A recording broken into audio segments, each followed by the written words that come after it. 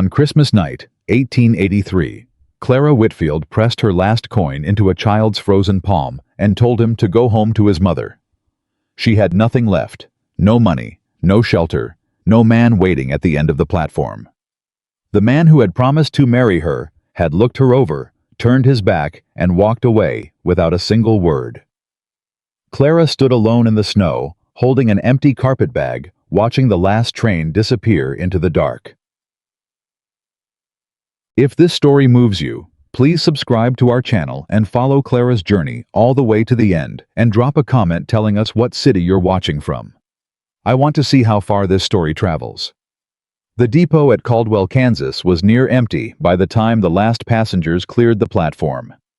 A station master with a gray beard and an oil lamp walked the length of the boards, checking for forgotten luggage, when he nearly stepped over Clara Whitfield's foot. She had not moved in close to an hour. She sat on the edge of a wooden bench at the far end of the platform, her carpet bag between her feet, her hands folded in her lap so tightly her knuckles had gone pale.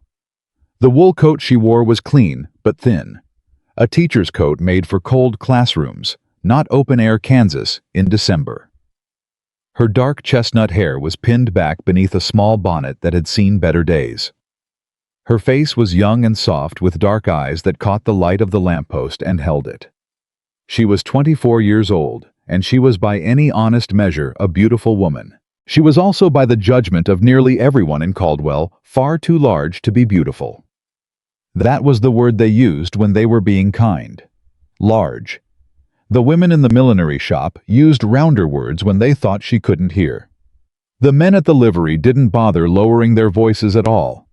Clara had spent her entire life learning to carry herself as though those words belonged to someone else. She was doing that now, sitting straight, chin level, watching the snow come down across the tracks with the careful, steady expression of a woman who had decided some time ago that she would not give anyone the satisfaction of watching her cry in public.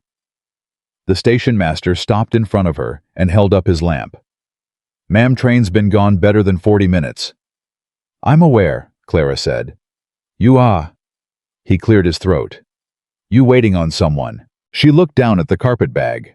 "I was." He shifted his weight. He was an old man, not unkind, but not sure what to do with a woman sitting alone on a platform on Christmas night. "Well, there's a boarding house on Merchant Street, Mrs. Holt's place. She's decent enough, might have a room." "Thank you," Clara said. She did not move. He waited another moment, then walked on. She let out a long breath through her nose. His name had been Arthur Finch. He had written her 6 letters over the course of 3 months, each one more eager than the last. He'd described his farm, modest but stable. He'd described himself 31, widowed, church-going, looking for a woman with good sense and a kind heart. He had not, in 6 letters, asked for a physical description. She had assumed that meant he was the kind of man who didn't lead with appearances. She had been wrong. He had been standing at the end of the platform when she stepped off the train, holding a small bunch of dried wildflowers wrapped in brown paper. She had seen him look at her, had watched the expression on his face shift that particular sequence she knew by heart, the one that moved from recognition to recalibration to something she could only call a quiet, private flinch. He had put the flowers behind his back. He had said, "Miss Whitfield." She had said, "Mr. Finch, it's good to meet you." He had said yes, and then, after a silence that lasted too long, "I'm afraid I've had a change of circumstance. I'm sorry for your trouble." He had handed her the flowers anyway. She didn't know why. Perhaps because he was embarrassed. Perhaps because he had paid for them and didn't know what else to do. Then he had walked away. She was still holding the flowers. They sat next to the carpet bag, the paper already softening in the cold. A group of women passed the far end of the platform, heading toward the street, their arms full of Christmas packages. One of them glanced over, said something to the woman beside her. The second one looked too. Neither of them stopped. Clara kept her chin level. She had 31 cents in her coat pocket. She had a letter of introduction from the school board in Lawrence, which had recommended her for a teaching position in Caldwell, a position she had arranged to begin in January. She had a change of clothes in the carpet bag, a Bible, a small tin of salve, and the dried flowers that a man had handed her out of pity before walking away. She did not have enough for a room at Mrs. Holt's boarding house. She had checked the rates before she'd left Lawrence. $2 a night. She had brought $3 total because Arthur Finch had written that he would be meeting her at the depot and that there would be no need for her to worry about accommodations. She had believed him. A small boy appeared from around the corner of the station building, moving fast, wearing no hat and a coat 2 sizes too big. He stopped when he saw her and stared with the frank, uncalculated honesty that only small children managed. "You been crying," he said. "No," Clara said, which was true. He studied her face as though verifying this for himself. Then he sat down on the bench beside her, apparently satisfied that the situation was interesting enough to warrant his company. He smelled like wood smoke and cold air. "Why are you sitting outside?" he said. "It's Christmas." "I'm aware. My mama says only drunks and dogs sleep outside at Christmas." "I'm not sleeping," Clara said. "I'm thinking." He considered this. "What are you thinking about?" She looked at him. He was perhaps 7 years old, missing a front tooth. Eyes that were direct and unsentimental in the way of a child who'd had a hard enough life to make him observant. "I'm thinking," she said carefully, "about what comes next." He nodded as though this was a reasonable answer. Then, "Are you hungry? I got a biscuit." He produced it from his coat pocket, slightly squashed, wrapped in a handkerchief that had seen better days. He held it out to her with a kind of uncomplicated generosity that made her chest ache in a way Arthur Finch's departure had not. She looked at the biscuit. She was hungry. She'd eaten nothing since the train's last stop at noon. But she said, "You keep it. You need it more than I do." He looked down at this biscuit, then back at her. Then he broke it carefully in half and set one piece on the bench between them. "Mama says sharing's not charity," he said. "It's just manners." Clara picked up the half biscuit. "Your mama sounds like a wise woman." "She's real tired," he said matter-of-factly. "Papa went up north for work and didn't come back." Clara ate the biscuit in 3 small bites. It was cold and dry and the best thing she'd tasted in hours. She was reaching into her coat pocket for the 31 cents, thinking she'd give the boy at least some of it. Thinking his mother must be nearby when she heard the sound of boots on the platform boards. Heavy, unhurried. The kind of step that didn't announce itself so much as simply arrive. She looked up. The man who stopped at the edge of the lamplight was tall, genuinely tall, not the way men sometimes seemed tall in dim light, but actually tall, the kind of height that came with broad shoulders and a frame that had been built by years of outdoor work. He wore a dark rancher's coat over a canvas shirt, a hat with a low creased crown that he didn't bother pushing back when he looked down at her, and boots that were worn but well kept. He had a face that could be called handsome, in the way of a man who'd never particularly thought about it. Strong jaw, dark brows, a few days of stubble, and eyes that were a shade of gray-blue that the lamplight made difficult to place. He was somewhere in his late 30s, maybe 40. He carried himself the way certain men did who had spent a long time being accountable for things larger than themselves. He looked at her. Not the way Arthur Finch had looked at her. Not the calculating, revising look of a man readjusting expectations. He looked at her the way a person looked at a situation they were trying to accurately understand. His gaze dropped to the half biscuit she was still holding, then to the carpet bag, then to the boy sitting beside her. "Tommy," he said. His voice was low and even. "Does your mother know where you are?" The boy Tommy made a face that strongly suggested the answer was no. "Go on home," the man said. Not harshly, just plainly. "It's cold." Tommy slid off the bench with the resigned compliance of a child who knew when an adult meant it. He looked at Clara. "Merry Christmas," he said. "Merry Christmas," she said. "Tell your mother thank you." He disappeared around the corner of the station building. The man remained where he was. He was not looking at her with pity, which she appreciated. He was not pretending he hadn't noticed her sitting alone on a platform at 9 o'clock on Christmas night, which she also appreciated in a different way. "You waiting on the morning train?" he said. "No," Clara said. A pause. You got somewhere to be tonight. She looked at him steadily. Are you asking because you're concerned or because you're curious? Something shifted in his expression. Not quite a smile, but adjacent to one. Bit of both, I reckon. She looked back at the tracks. The snow was coming down harder now. I had arrangements that fell through, she said. I'm managing. Doesn't look like managing, he said. Then before she could respond to that, I'm not trying to give offense, just making an observation. Your observation is accurate, she said. That doesn't make it less personal. I was quiet for a moment. Then he pulled off his hat, held it at his side, and said, My name is Daniel Kane. I run the Kane Ranch about 4 miles east of town. I came in to pick up a shipment that wasn't there. He paused. I'm sorry. That's not what matters. I'm telling you who I am because I'm about to say something that might seem strange coming from a stranger, and I'd rather you know my name first. Clara looked at him. All right. The boarding house on Merchant Street, he said.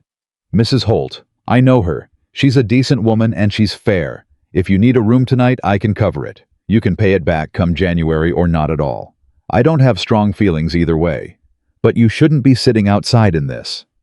She studied him for a long moment. She had been on the receiving end of enough charity in her life to know what it looked like on a man's face. The particular satisfaction of it. The slight elevation of posture that said, I am doing something good right now, and I know it. Daniel Kane's face didn't look like that. He looked like a man who had run the numbers on a problem and arrived at a logical solution and was now presenting it without fanfare. Why? She said. He put his hat back on. Because it's Christmas, he said.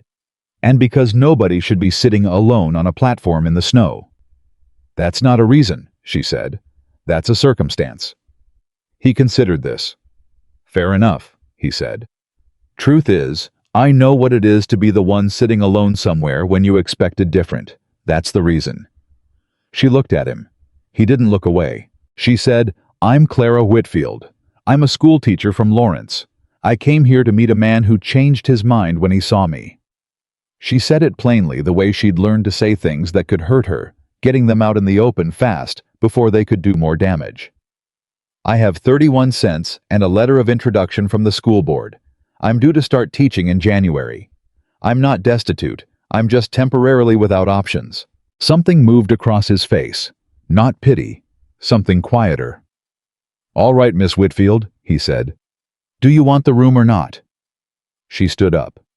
She was not a small woman. She knew exactly what she looked like, rising from a bench in a thin coat carpet bag in hand, and she had spent a great deal of her life either folding herself smaller to avoid notice or steeling herself against the noticing. She did neither now. She stood to her full height and looked at him directly. Yes, she said. I'll take the room, and I'll repay you in January when I receive my first month's salary. That's fine, he said. And I want to be clear, she added, that I'm accepting this because it's practical, not because I'm without pride. I didn't think you were, he said. They walked off the platform together and into the snow-covered street. Mrs. Holt was a stout woman in her 60s with sharp eyes and the manner of someone who had run a boarding house long enough to have a calibrated read on most of humanity. She opened her front door to find Daniel Kane on her porch at 9 in the evening on Christmas night, hat in hand with a young woman standing behind him in a thin coat. Dan, she said. Evening, Harriet, he said. This is Miss Clara Whitfield. She's a schoolteacher come from Lawrence, due to start at the schoolhouse in January. She needs a room for the next few weeks. Mrs. Holt looked at Clara. Her gaze was thorough, without being unkind, the assessment of a woman who had seen many things and was now adding this to the collection. You're the one who was supposed to marry Arthur Finch, she said. Clara kept her expression composed. Word travels fast. Arthur Finch talks too much for a man who doesn't have anything interesting to say, Mrs. Holt said. She stepped back from the door. Come in then, both of you, before you let all the heat out. The front room smelled like pine sap and something roasting. There was a fire going, and the warmth of it hit Clara in the face, like a physical thing. She hadn't realized how cold she'd gotten until she felt the contrast. Daniel paid Mrs. Holt 3 weeks' room and board, waved off the receipt she started to write, and turned to go. Mr. Kane, Clara said. He stopped at the door. She wasn't sure what she'd been about to say. Thank you seemed insufficient for a stranger who had just solved the most immediate problem of her evening without making her feel like a problem. You're a good man seemed presumptuous. She didn't know him well enough to say that. She had met him 20 minutes ago. She said, "Merry Christmas." Something crossed his face again. That thing that wasn't quite a smile, but was in the neighborhood. "Merry Christmas, Miss Whitfield," he said. He put his hat on, stepped out into the snow, and was gone. Mrs. Holt showed her to a small room on the second-floor bed washstand window with a view of the backyard, a hook on the wall for her coat. It was simple and clean and warm. Clara sat down on the edge of the bed, set the carpet bag at her feet, and placed the dried wildflowers on the washstand. She looked at them for a long moment. Arthur Finch had not looked at her face. He had seen the whole of her in one glance and made a decision in 3 seconds. 6 letters. 3 months of correspondence, the cost of a train ticket. All of it canceled out in 3 seconds by the fact of how she was built. She had known it was possible. She had known in the part of herself that kept careful inventory of what the world was likely to do to a woman who looked like her, that a man who had never seen her might not be prepared for what he found. She had told herself it was still worth trying. She had let herself carefully, and with considerable self-protective reserve, begin to imagine something different.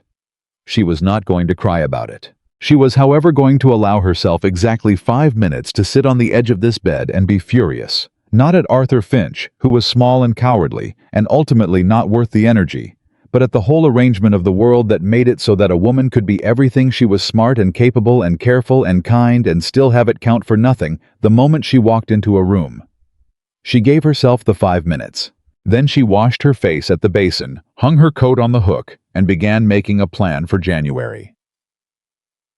She met Daniel Kane again 4 days later, not by design. She was at the general store pricing paper and chalk for the schoolhouse.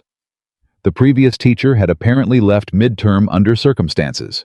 No one in town seemed willing to explain in full when she heard his voice at the counter, talking to the storekeeper about a grain order that had been shorted. "Third time this month," Daniel was saying, and his voice had that same quality it had had on the platform, calm and steady, but with a careful precision that suggested a man who chose his words because they were accurate, not because they were easy. "Supply chain's slow this time of year," the storekeeper was saying. "Can't be helped." "It can be helped," Daniel said. "It requires the supplier to do his job, which is a reasonable expectation when I'm paying for a service." Clara moved along the shelf, not wanting to interrupt. She picked up a box of chalk and examined it. "Miss Whitfield." She turned. Daniel had turned from the counter. He'd spotted her apparently without effort. The store wasn't large, but she'd been hoping to get her business done without drawing attention. "Mr. Kane," she said. He crossed the store in a few steps and looked at the chalk in her hand. "Getting the schoolhouse ready. Doing inventory first," she said. "Trying to understand what I'm working with." The previous teacher left rather abruptly. "Martha Connolly," he said. "Her mother got sick in Ohio. She had to go." "Did she leave under a cloud?" Clara asked. "Just under difficult circumstances," he said. "She was a good teacher. The children liked her." He paused. "They'll adjust." Clara set the chalk down and picked up a different box. "They won't want to at first," she said. "Children who've lost a teacher they trusted don't usually welcome the replacement." "No," he agreed. "They generally make it difficult." "I'm used to difficult," Clara said. He looked at her with that same quality of attention he'd had on the platform, the kind that assessed without judgment, that took in information without immediately reaching for a conclusion. "I expect you are," he said. There was a beat of silence. Not uncomfortable exactly. More like the silence of two people who were being careful not to move faster than the situation warranted. "How are you getting on at Mrs. Holt's?" he said. "Well," Clara said. "She's a direct woman. I appreciate that." "She is," he agreed. "She threw a man out last winter for smoking in the parlor, threw his luggage out the window after him." Clara permitted herself a small smile. Sensible policy. He almost smiled back. She'll be good to you, he said. If you're straight with her, she's straight with you. I intend to be, Clara said. He nodded once. He picked up his hat, he'd been holding it. She noticed since he'd turned from the counter, not putting it on, the way he would have if he'd been in a hurry and turned to go. Mr. Kane, she said. He stopped. Miss Whitfield. The children who are going to make things difficult, she said. Do any of them belong to you? Something shifted in his expression, a flicker of something she couldn't quite read there and gone. No, he said. I don't have children. I see, she said. And then because she was a woman who paid attention to the things that changed on people's faces. I'm sorry. He held her gaze for a moment. Much obliged, he said, which was not quite an agreement and not quite a deflection, but landed somewhere honest between the two. Then he put his hat on and walked out of the store. Taka. The schoolhouse was in worse shape than the school board's letter had suggested. Clara spent the better part of 2 days in there before the term started sweeping out a winter's worth of dust and dead leaves, organizing what remained of the previous teacher's supply closet, and making a list of everything that needed to be requisitioned, repaired, or replaced. The wood stove in the corner was functional but temperamental. 3 of the window latches were broken and let cold air in. The chalkboard was cracked down the middle, still usable but not ideal. She was up on a chair trying to secure one of the window latches with a length of wire she'd found in the supply closet when the door opened. She did not fall off the chair, which she considered a personal victory, given how startled she was. It was not Daniel Kane. It was a woman, mid-40s, well-dressed, carrying herself with the particular confidence of someone who had spent enough time being important in a small town that she'd stopped noticing she was doing it. She looked at Clara on the chair with the latch and the wire, and her expression did the thing that Clara had spent her whole life watching expressions do. The assessment, the recalibration. You're the new teacher, the woman said. It was not a question. Clara Whitfield, Clara said. She stepped down from the chair with the deliberate care of someone who had learned not to be clumsy in front of strangers. And you are? Margaret Alderton, the woman said. My husband is on the school board. I chair the ladies' auxiliary. She looked around the room. You've made progress. There was considerable room for progress, Clara said. Margaret Alderton walked the length of the room, examining things in the way of a woman accustomed to finding fault and finding it efficiently. You're younger than I expected, she said. And, a pause carefully waited, not quite what I pictured when they said Lawrence was sending a teacher. What did you picture? Clara asked. The woman turned. She had the grace to look slightly caught. Someone more established, she said. I've been teaching for 4 years, Clara said. I would consider that established for my age. Margaret Alderton held her gaze. There was a calculation happening behind those eyes, the kind that Clara recognized as a woman deciding how directly she intended to be. I'll be plain with you, Margaret said. The town knows you arrived under unfortunate circumstances. Arthur Finch's rejection was not private. No, Clara said. I gathered that. There will be people, Margaret said, who judge you for that, who think it reflects poorly on your suitability. Clara set the wire down on the desk. She looked at Margaret Alderton and kept her voice entirely level. Mrs. Alderton, she said, a man decided I wasn't what he wanted before he knew anything about me. I don't consider that a reflection on my suitability. I consider it a reflection on his character. Margaret Alderton blinked. Then, remarkably, something shifted in her expression, something that might have been respect moving carefully through the layers of convention. You're a direct woman, she said. I am, Clara agreed. That will serve you well, Margaret said. With some. With others, it will make things harder. Most things worth doing are harder than they should be, Clara said. I've found it's best to begin as I mean to go on. There was a pause. Margaret Alderton looked at her for another long moment. Then she said, I'll bring the Mothers' Committee by Thursday to meet you, 4 o'clock. I'll have the room presentable by then, Clara said. Margaret nodded once. She walked to the door, then paused. The window latch, she said without turning around. My husband has tools. I'll send someone. She left. Clara stood in the middle of the empty schoolroom for a moment. Then she went and got back on the chair with the wire, because she had found in her experience that it was better not to wait on someone else to fix your window. 3 days before school was to begin, there was a knock at the front door of the boarding house early in the morning. Clara heard it from her room and heard Mrs. Holt's footsteps cross the front hall and the sound of the door opening. Then Mrs. Holt's voice, "Dan," and Daniel Kane's voice, "Morning, Harriet. Is Miss Whitfield available?" Clara was at the top of the stairs before she'd fully decided to go down them. Howe was standing in the front doorway, hat in hand, with a young man behind him, perhaps 16, rangy, with the look of someone who had recently had a growth spurt and not yet come to terms with his own arms and legs. The boy was holding a toolbox. "I heard your schoolhouse has a window problem," Daniel said when he saw her on the stairs. She stopped 2 steps from the bottom. "Word travels fast," she said. "Mrs. Alderton mentioned it to my foreman," he said. "Who mentioned it to me?" He nodded toward the boy. "This is Hector. He's got a good hand with repairs." Clara looked at Hector. Hector looked at his boots. "You didn't have to do that," she said to Daniel. "The school board should have dealt with it before you arrived," he said. "Since they didn't, someone should. It's cold in there with broken latches." "I was managing," she said. "With wire," he said. "Not accusatory, just accurate." She looked at him. He looked back, steady and unhurried. The way she was coming to understand was simply how he occupied space, as though he had decided where he was going to be, and saw no particular reason to be anxious about it. "All right," she said. "I'll show you what needs doing." Hector turned out to be not just good with repairs, but excellent, methodical, and quiet, working through the list of broken latches and loose boards, and a stovepipe joint that had worked itself loose with the efficiency of someone who had grown up learning to fix things because things needed fixing, and there was no one else to do it. Daniel did not stay to work. He stayed the way a person stayed when they weren't sure whether they should leave, but weren't ready to yet. He drifted to the window while Hector worked on the latch and looked out at the empty schoolyard.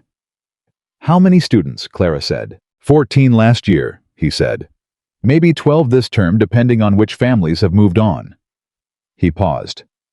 "Couple of them have had a rough time of it since Mrs. Connolly left. Ben Alderton, Margaret's youngest, took it hard. Smart kid. Got quiet after she left." "How quiet?" Clara asked. "Stop talking in class, quiet," Daniel said. "His brother's in my employ, so I hear things." Clara filed this away. "What does he care about?" Daniel glanced at her. "Horses. He's been coming out to the ranch on his brother's days off. I've been letting him help with the yearlings." "He trusts you?" "Seems to." "Then when he's being difficult in school," Clara said, "I may ask you to say something to him." Daniel looked at her. "I'm not a natural authority on schooling. You're an authority he respects," she said. "That's what matters." She moved to the other window, checking the latch Hector had just fixed, running her thumb along the mechanism. Every difficult child has someone they listen to. You find that person, and you have a path. Daniel was quiet for a moment. "Martha Connolly used to say something like that," he said. "Did she?" Clara said. "She said every child was a problem worth solving if you were patient enough to find the right angle." "She sounds like she was a good teacher," Clara said. "She was," Daniel said. Another silence. Outside, the schoolyard was white, and still the snow undisturbed since the last fall. "Mr. Kane," Clara said without turning from the window. "Miss Whitfield. When you offered to pay for my room on Christmas night," she said, "was it because you felt sorry for me?" She heard him shift. Then, "No." "What was it then?" A pause. "I told you what it was," he said. "I know what it is to be somewhere alone when you expected different." She turned then. He was looking at her with that same steady, unhurried regard, and she searched it carefully, the way she'd learned to search people's faces for what they weren't saying, and found unexpectedly that what she saw there was exactly what he'd claimed. Not pity. Something more careful than that. The recognition of one person by another who understood a particular kind of quiet. "All right," she said. "All right," he said. Hector called from the stovepipe that he'd found another loose joint near the ceiling, and the moment, whatever it had been, closed around itself and moved on. Clara Whitfield, standing in the cold-aired schoolroom, with the pale winter light coming through the newly latched windows, allowed herself to notice carefully, and with considerable self-protective reserve, that Daniel Kane was a man worth paying attention to. She also reminded herself that she had made that kind of careful, reserved investment before in a man who had handed her dried flowers out of embarrassment and walked away. She went back to her inventory list. But she noticed. School began on a Monday. Clara was at the schoolhouse before sunrise. She had been awake since 4. Not from nerves. She told herself it wasn't nerves, but from the particular alertness of a person who had learned that preparation was the only reliable defense against a world that liked to catch you off guard. She had her lesson plan written out on 3 sheets of paper in her careful, even hand. She had the stove going by 7. She had the chalkboard wiped clean, and the chalk arranged in the tray, and the desks straightened to within an inch of their lives. At 8:15, the first child appeared in the doorway. He was small, no more than 7, with a serious face, and a wool cap pulled so far down that only his eyes and nose were visible. He looked at Clara the way a person looked at something they weren't sure about yet. "Are you the new teacher?" he said. "I am," Clara said. "I'm Miss Whitfield. What's your name?" He considered this as if deciding whether to commit. "Samuel," he said finally. "Good morning, Samuel," she said. "Come in and choose a seat." He came in. He chose the seat closest to the door. By 8:30, 11 children had arrived and arranged themselves in the configuration that Clara recognized immediately. The 2 or 3 who sat in front, the cluster in the middle, who were still deciding, and the ones in the back, who had already concluded that school was something that happened to them rather than something they participated in. Among the back row occupants was a boy of about 13, with dark eyes and a jaw set in the particular way of a child who had decided in advance not to cooperate. He had Margaret Alderton's coloring and her husband's squared shoulders. Bun Alderton. Clara looked at him, once assessed him in the same way she'd been assessed by people her entire life, quickly, accurately, without letting the assessment show on her face, and moved on. "Good morning," she said to all of them. A few of them said it back. Ben Alderton said nothing. "My name is Miss Whitfield," she said. "I came from Lawrence. I've been teaching for 4 years, which is longer than some of you have been alive." She let that settle. "I know you had a teacher you liked, and I know I'm not her. That's all right. I'm not trying to be her. I'm trying to teach you, which is a different thing." A girl in the middle row raised her hand. "Are you the lady who got left at the train station at Christmas?"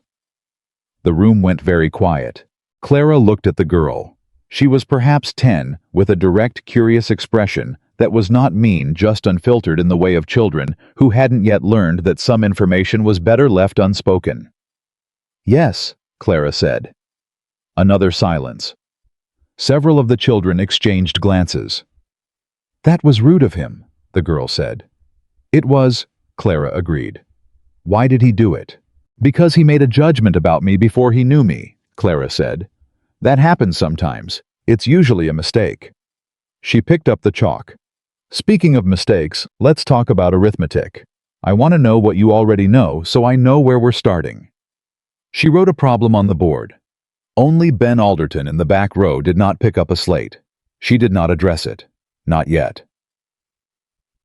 By the end of the first week, Clara had a clear picture of where each of her 12 students stood, which ones had a natural aptitude for reading, but struggled with numbers, which ones were sharp across the board, and bored by the pace, which ones had gaps that suggested they'd missed significant stretches of school for reasons that were almost certainly economic.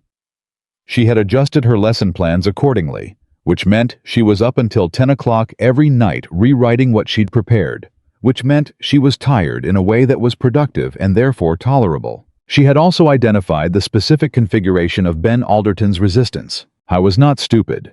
That was the first thing. The second was that he knew he wasn't stupid, which meant his refusal to engage had nothing to do with inability and everything to do with will. He sat in the back row and watched her with those dark, careful eyes, and he did the work when she made it impossible not to written exercises where she stood close enough that not picking up the slate would have been too obvious a statement even for him. But he never volunteered, never answered when she asked, never let on that he was listening even when his face told her that he was. On Friday afternoon, when the others had gone, and he was taking his time with his coat in the way of someone who was hoping to avoid conversation, she said, "Ben." He stopped. "I'm not going to ask you to like me," she said. "You don't have to like me. But I need you to be present, which means more than your body being in that chair." He looked at her with the expression of a person waiting for the part where they got in trouble. "I know you've been helping Mr. Kane with the yearlings on Saturdays," she said. That surprised him. His expression cracked open just slightly. "He told me you're good with them," she said. "That the young ones respond to you." Bun said nothing, but the set of his jaw had changed. "Animals aren't so different from numbers," Clara said. "You can't force either one. You have to figure out what they need, and then provide it, and then wait." She picked up his slate, which he'd left on the desk, and handed it to him. "I'm willing to wait. But you have to give me something to work with." He took the slate. He didn't say anything. But when he left, he didn't slam the door. She counted it. She ran into Daniel Kane on Saturday morning at the edge of town, where the road forked toward the ranch. She had been walking. She walked every morning when the weather was passable, partly for the air, and partly because it was the one time of day she had no obligations to anyone, and he was coming in from the direction of the ranch on horseback, which was how she knew it was him before she saw his face. Nobody else she had met in Caldwell had that particular way of sitting in a saddle, as though the horse was an extension of himself, rather than a mode of transportation. He slowed when he saw her and stopped. "Morning," he said. "Good morning," she said. He looked down at her from the horse with the same unhurried attention he always brought to her, and she had noticed over the past 3 weeks that this particular kind of attention had stopped making her defensive the way it used to when strangers looked at her. With Daniel Kane, it didn't feel like assessment. It felt like she wasn't sure what it felt like. She hadn't found the right word for it yet. "How was the first week?" he said. "Productive," she said. "Your assessment of Ben Alderton was accurate. He's sharp." "He is," Daniel said. "He's also furious about something," Clara said. "Something that predates Mrs. Connolly leaving. Do you know what it is?" Daniel was quiet for a moment. He looked down the road in the way of a man deciding what was his to share and what wasn't. "His father," he said finally. "Gerald Alderton has opinions about what his son should be. Ben doesn't match them."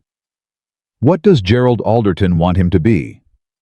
"What Gerald Alderton is," Daniel said, "which is a particular kind of man with a particular kind of pride, and not a lot of patience for anything that doesn't reflect well on him." Clara absorbed this. "Ben wants to work with animals," she said. "He wants to be a veterinarian," Daniel said, "which his father considers unsuitable." The word landed between them with a weight that Clara felt personally the way she always felt the specific weight of that word when it was applied to wanting something the world had already decided wasn't for you. "Does Ben know you're letting him work with the yearlings because you think it matters?" she said. Daniel looked at her. "I'm letting him work with the yearlings because he's good at it, and I can use the help." "That's not all of it," Clara said. A pause. "No," he said. "It's not all of it." "Tell him," she said. "He needs to hear that what he wants is worth something, from someone who isn't me." Daniel held her gaze for a long moment. Then he nodded once the way he nodded when he'd decided something. "All right," he said. He would have ridden on then.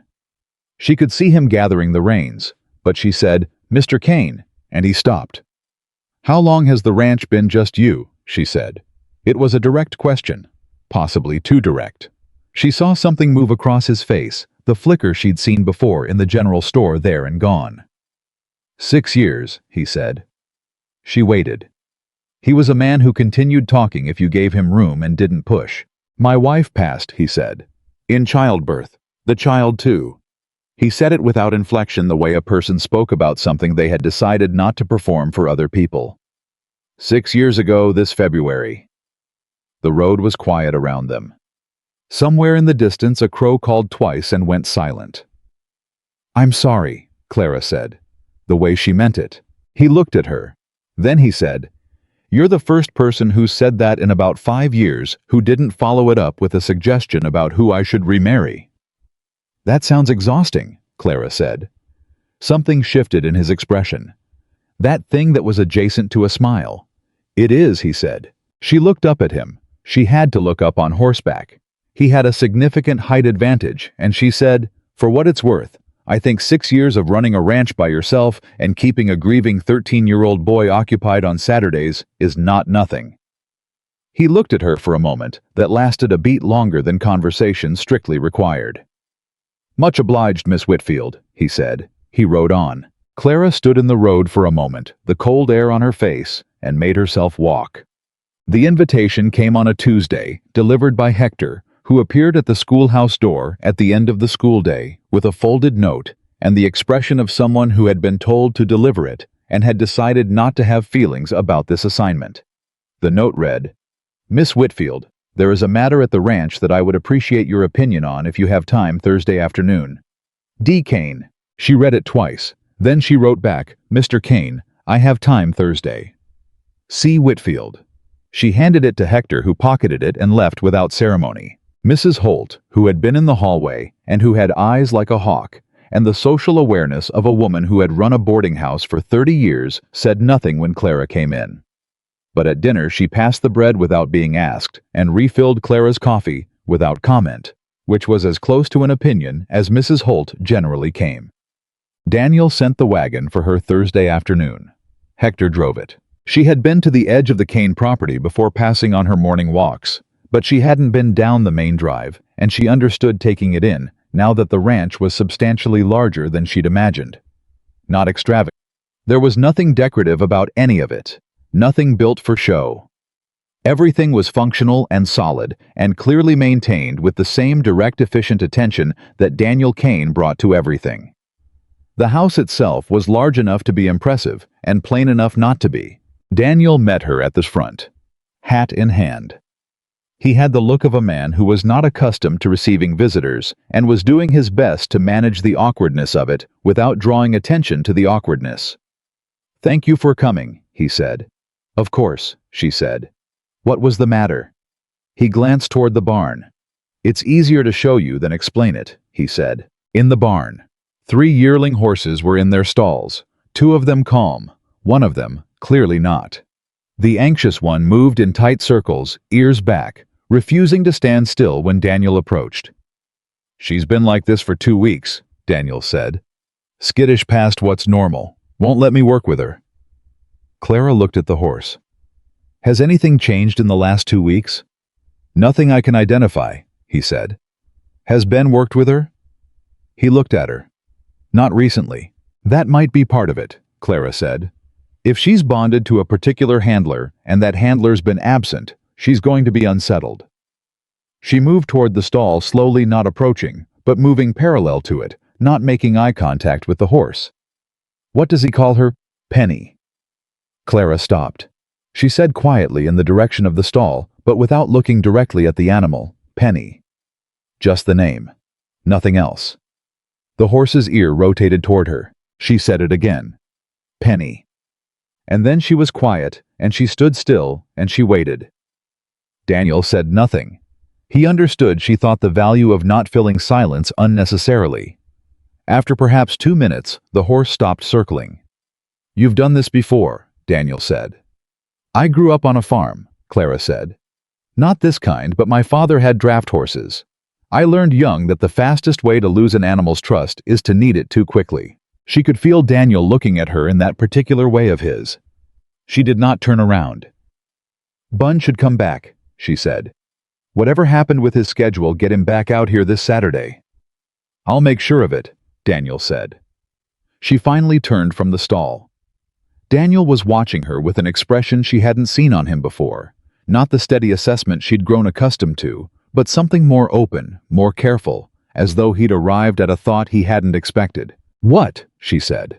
"Nothing," he said. "Then honestly, I was thinking that you pay attention to things differently than most people." "How do most people pay attention?" "They look at what's in front of them," he said. "You look at what's causing it." Clara held his gaze. "That's just teaching," she said. You spend 4 years figuring out why children do what they do, you get in the habit of looking for the source. Maybe, he said. But he didn't look convinced that that was all of it. They walked back out toward the house. Hector had disappeared somewhere useful, which was characteristic of him.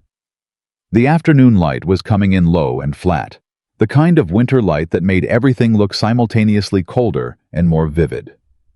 "I'll start coffee," Daniel said. It was not a question exactly, but she said, "All right," and followed him in. The kitchen was the most lived-in room in the house. That was the first thing she noticed, that a man who clearly used very little of the house still used the kitchen, and used it in a way that suggested habit and a certain amount of comfort. The table was worn smooth at the edges. There was a coffee pot that had been used approximately 10,000 times. A cast-iron pan hung on the wall that was seasoned to perfection. Clara, who had been cooking since she was 8 years old, noticed all of this, the way she noticed everything, quickly cataloging it without drawing attention to the cataloging. She also noticed that there was almost nothing in the pantry. Not nothing, but close.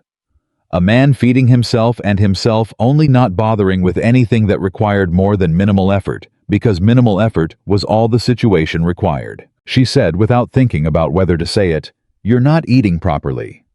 Daniel looked up from the coffee pot. He had an expression of a man who had not expected that sentence. "I eat fine," he said. "You have salt pork, dried beans, and a heel of bread," Clara said. "That's what a man eats when he's not paying attention to eating, not fine." A pause. "You learned that from the draft horses, too." "I learned that from being a woman who has cooked for a living since I was a teenager," Clara said. "May I?" He looked at her. "May you what?" She had already moved to the pantry, was already doing a more thorough inventory. "Cook something," she said. "I'm going to be here another hour at least, and if there's coffee, there should be food. And I notice you have flour and lard, and some dried herbs that haven't completely lost their character." "Miss Whitfield, you can say no," she said, turning to look at him directly. "I'm not presuming. I'm offering. There's a difference." He looked at her for a moment. Then he said, "All right." "All right," to which, "All right, I'd appreciate it," he said, which was a longer sentence in the direction of vulnerability than she suspected he usually managed. She made biscuits. It was the most sensible thing to make with what was available, fast-filling and forgiving of imprecision. She worked efficiently without ceremony, in the way of someone for whom cooking was not an art form, but a language, a practical means of expressing something that didn't always have other words. Daniel sat at the table and drank his coffee and watched her. He had the look of a man who was not sure what to do with this situation, but had decided to allow it. "Tell me about your wife," Clara said. She heard him go still. "I'm sorry," she said, not stopping her work. "That's intrusive. You don't have to." "No," he said slowly. I don't mind." A pause. "Her name was Alice. She was from Missouri, came out here with her family when she was 16. We married when she was 20. He was quiet for a moment. "She hated the winters. She never complained about them, but I could tell. Come February, she'd get this look like she was counting the days till the light changed." Clara kept her hands moving. "Did she love the ranch?" "She loved what we were making of it," he said. She was good at seeing what things could become. I tend to see what's in front of me." "You see more than that," Clara said. "Not the way Alice did," he said. "She could walk into a room and tell you what it would look like in 10 years. I walk into a room and tell you what needs fixing." "Both are useful," Clara said. "Yes," he said. "But only one of them is the kind of thing that makes a house feel like something's possible." The biscuits went into the oven.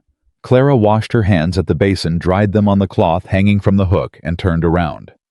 Daniel was looking at his coffee cup. "She sounds like she was extraordinary," Clara said. "She was ordinary," he said. "That's what I miss most. She was just ordinary. Everyday ordinary." He looked up. "You know what I mean." She did. She thought about the particular unbearable weight of not having ordinary the way it sat on a person, the way she had spent her whole life knowing she was supposed to be building something ordinary and finding repeatedly that the ordinary was not available to her. "Yes," she said. I know what you mean. They looked at each other across the kitchen. Something passed between them. Not romantic or not only that, but the more fundamental recognition of two people who understood a specific kind of loss and were not going to pretend they didn't. It was Daniel who looked away first, but not because he was retreating. More the way a person looked away from something bright. The biscuits were ready in 20 minutes. They ate them at the kitchen table with the coffee and the last of a jar of preserves that Clara found on the second shelf. Daniel ate 3 biscuits without apparent awareness that he was eating 3 biscuits, which confirmed her initial assessment about the eating situation. "The school board meeting is next week," he said. "Margaret Alderton will give a report on the first month." "I know," Clara said. "She came by the schoolhouse on Wednesday." He looked up. "How did it go?" "She asked pointed questions, and I gave her direct answers," Clara said. "We understand each other." "She can make your life difficult," he said, "if she decides to." "Most people can make life difficult," Clara said. "It doesn't mean they will." She picked up her coffee cup. "She's not a cruel woman. She's a careful one. There's a difference." "You're more generous to her than most people are," he said. "I'm accurate," Clara said. "I find it's more useful." He looked at her with that expression again, the one that had started appearing more frequently, the one where he seemed to be revising something he'd previously concluded. She had gotten accustomed to it. She wasn't sure she minded it. "Your father," he said. "The draft horses. He's still farming." "He passed when I was 19, she said. "My mother 2 years later. I was already teaching by then. I sent money home while she was alive." "Brothers, sisters?" "2 brothers older," she said. "Both married, both settled. Neither of them particularly interested in an unmarried younger sister with opinions." She said it without bitterness. Just fact. "I've managed well enough on my own." "I can see that," he said. A pause. The house was quiet around them, the specific quiet of a place that had grown used to containing one person and was now aware in the way spaces became aware of a second. "This is a large house for one person," Clara said. "It was built for more," he said. "Simple, not self-pitying, just true." She looked at him. I was looking at the table, his coffee cup in his hand, and she could see in his face, not grief, not exactly, but the settled permanent kind of loss that had been there so long it had become part of his posture, the way certain injuries healed into the body and became part of how a person moved. She said, "I've been offered a room." He looked up. "Mrs. Holt's niece is arriving from St. Louis in February," Clara said. "She'll need the room. I'll need to find other accommodations before then." It was true. Mrs. Holt had mentioned it 3 days ago, apologetically, and with genuine regret. Daniel held her gaze. She could see him thinking not the way most men thought, which was forward building toward what they wanted to say. He thought the way she did back first, checking what was true, before he decided what to do about it. "There are 3 rooms in this house that aren't being used," he said. "I know," she said. "I also know what the town would say about that." "The town already said a considerable amount about you when you arrived," he said. "They seem to manage without running out of opinions." "It would be different," Clara said. "What they said when I arrived was that I was unfortunate. What they'd say then would be something worse." He was quiet. "I'm not saying no," she said carefully.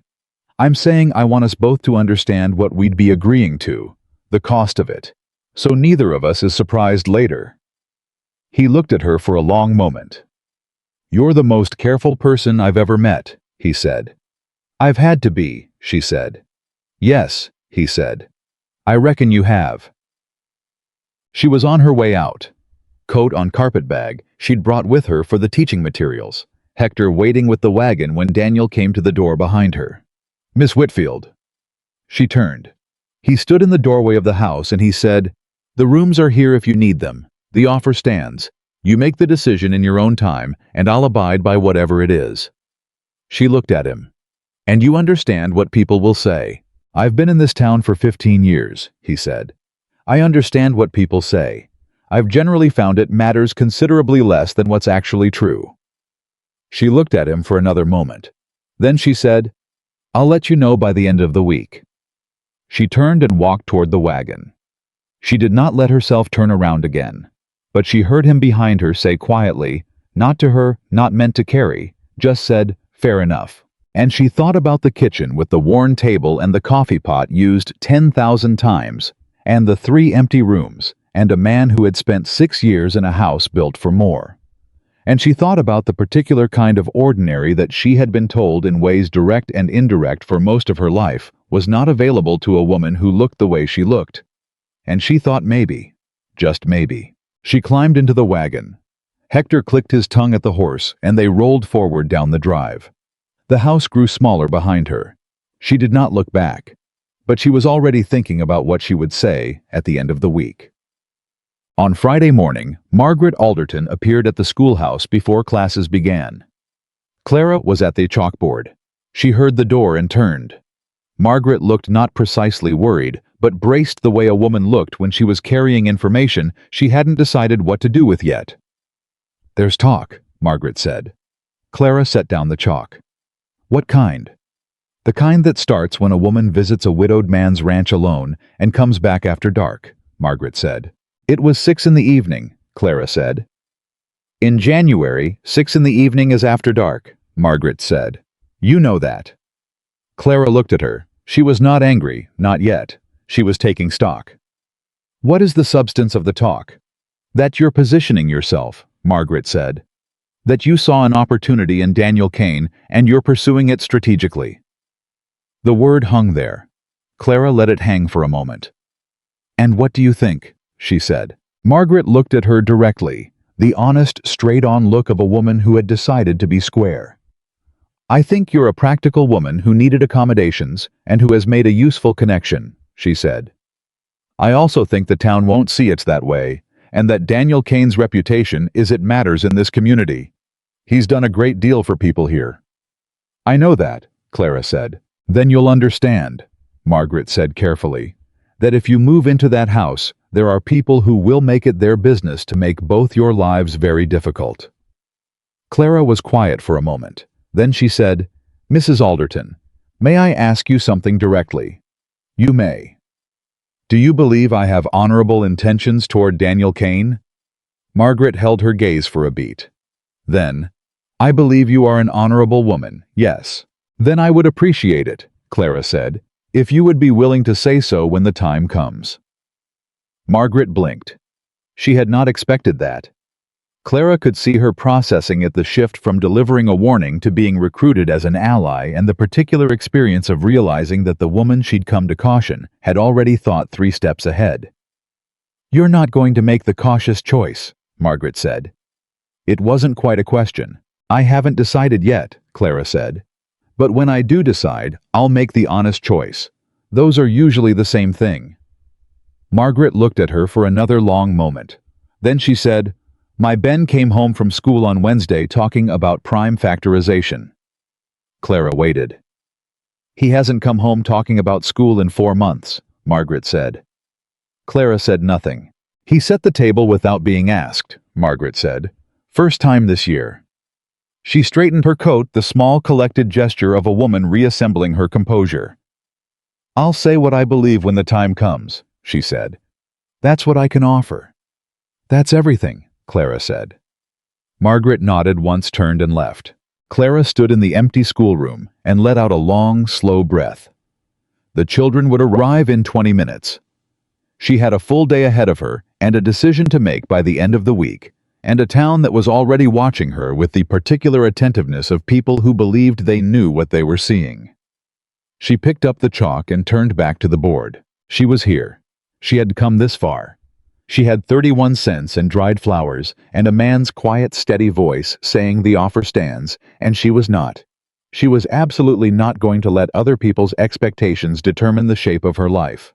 Not again. Not this time.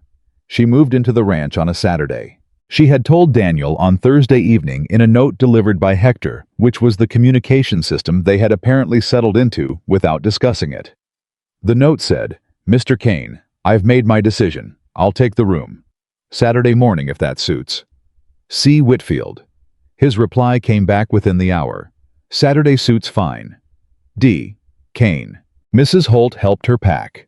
She didn't say much that was not Mrs. Holt's way, but she folded Clara's second dress with the particular care of a woman who was saying something with her hands that she hadn't decided to say with her mouth. When she was done, she pressed Clara's hand once firmly between both of hers. "You're a sensible woman," Mrs. Holt said. "Don't let anyone tell you otherwise." "I won't," Clara said. "And if Daniel Kane gives you any trouble—" "He won't," Clara said. Mrs. Holt looked at her for a moment, reading her face the way she read everything with the thoroughness of long practice. Then she nodded, satisfied by what she found. "No," she agreed. "He won't." Hector came for her at 9. She carried her own carpet bag to the wagon because she had carried it this far and saw no reason to stop now. She did not look at the people on the street, though she was aware of them. A woman in front of the millinery, 2 men outside the hardware store, a cluster of 3 near the post office who stopped talking when they saw her climb into the wagon. She kept her chin level. She was good at that. The ranch received her the way it had the first time, quietly, without ceremony.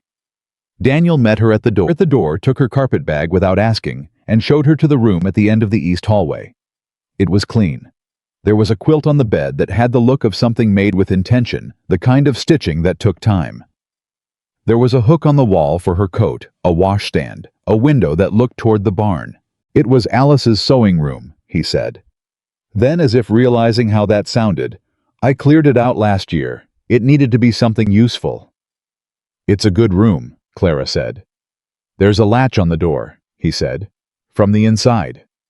She looked at him. He held her gaze steadily the way he always did, without apology, but without presumption either. He was telling her something specific about the terms of this arrangement, and they both knew it. "Thank you," she said. He nodded once. "Breakfast is at 6. Dinner's at 7 if I'm in from the range. If I'm not, there's generally something in the larder." He paused. "You don't have to cook." "I know I don't have to," Clara said. "But I'm going to, so you may as well factor it in." Something moved across his face. That thing adjacent to a smile. "All right," he said, and left her to settle. She set the carpet bag on the bed, hung her coat on the hook, and placed the dried wildflowers on the washstand beside the basin. She stood there for a moment and looked at them. The flowers Arthur Finch had handed her out of pity on Christmas night, soft and faded now, but still holding their shape. She had kept them. She realized, not because she was sentimental about him, but because she was sentimental about the moment. The moment of deciding in a coal depot with 31 cents in her pocket that she was not going to let one man's cowardice determine the rest of her life. She straightened them in the glass and went to start dinner. Talk began within the week. She heard the first of it from Samuel, her youngest student, 7 years old, the one who had chosen the desk closest to the door on the first day. He was not a malicious child. He simply had the particular quality of small children raised around adults who talked without worrying about what small children could hear. "My mama says you're living at Mr. Kane's ranch," he said at the end of the school day, with the conversational blandness of someone reporting the weather. "I am," Clara said. He thought about this. "She says that's peculiar." "Does she?" Clara said. "I said I didn't think so," Samuel said. "Because you're the teacher, and teachers have to live somewhere." "That is correct reasoning," Clara said. He beamed at her with the pure, uncomplicated satisfaction of a child who had applied logic successfully and went home. Clara locked the schoolhouse and walked back to the ranch. The peculiar, as Samuel's mother called it, grew. By the second week, it had acquired shape and direction, the kind of talk that moved through a small town, the way water moved through cracked ground, finding every gap. She heard pieces of it from Hector, who reported things without editorializing, in the blunt, factual way of a young man who had decided she was trustworthy and acted accordingly. She heard pieces of it from Margaret Alderton, who came to the schoolhouse on a Wednesday afternoon, wearing an expression that was both apologetic and braced. "Gerald's talking," Margaret said. "Your husband," Clara said. "He's on the school board," Margaret said. "He's been asking questions about the appropriateness of a single female teacher residing in the home of an unmarried man." Clara kept her voice level. "What kind of questions?" "The kind that aren't really questions," Margaret said. the kind that are conclusions dressed up as questions. What does he conclude? Margaret looked at her directly. That your presence in Daniel's house is inappropriate, that it reflects poorly on the school, and that the board has grounds to reconsider your appointment. The room went very still. Not around Clara. Clara was still. It was the particular stillness of a person absorbing a blow without showing the absorption, processing the full weight of it quietly behind steady eyes. On what grounds specifically? She said. Conduct unbecoming, Margaret said. It's vague enough to apply to nearly anything. It's vague enough to apply to a woman who makes a man uncomfortable, Clara said. Yes, Margaret said. That's generally how it's used. Clara stood up. She walked to the window, not to look at anything, just to have the movement to give her hands somewhere to be. Do you agree with him? She said. No, Margaret said without hesitation. But I'm not on the school board. Is there anyone on the board who would push back? Possibly, Margaret said. But Gerald can be persuasive when he's decided on something. And right now he's decided. She paused. Clara. It was the first time Margaret had used her given name. Clara turned from the window. He's not just after your position, Margaret said quietly. He's after Daniel. They've had a history. Property dispute 2 years back. Gerald lost. He hasn't forgotten. The shape of the thing changed. Clara looked at Margaret and felt the specific dangerous clarity of understanding not just what was happening to her, but why and in whose service. This isn't about me, Clara said. It's about you and him both, Margaret said. You're the lever. Daniel is the target. She told Daniel that evening. She didn't soften it. She didn't approach it carefully or arrange it for easier landing. She came in from the schoolhouse, set her coat on the hook and said, Gerald Alderton is going to use my position here to come after your reputation. I want you to know that before it happens. Daniel looked up from the table where he'd been going over papers. He was still for a moment. Then he said, How long have you known? About the property dispute since this afternoon, she said.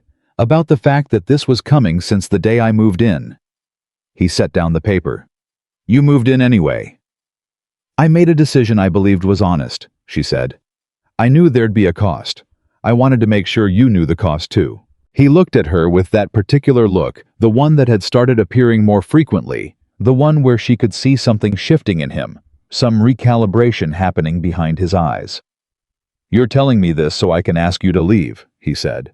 I'm telling you this so you can make an informed choice, she said. There's a difference. He was quiet for a long moment. Then he said, What does Alderton think he's going to do? Challenge my appointment, she said. On grounds of inappropriate conduct.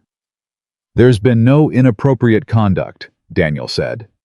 The directness of it, the simple unqualified flatness of the statement, was something she'd expected and still found unexpectedly stabilizing. I know that, she said. You know that. The question is whether the school board will care about the distinction. Daniel stood up. He had that quality he had when he was arriving at a decision. Something gathered in him, focused the way a man looked when he had run the numbers and knew what they added up to.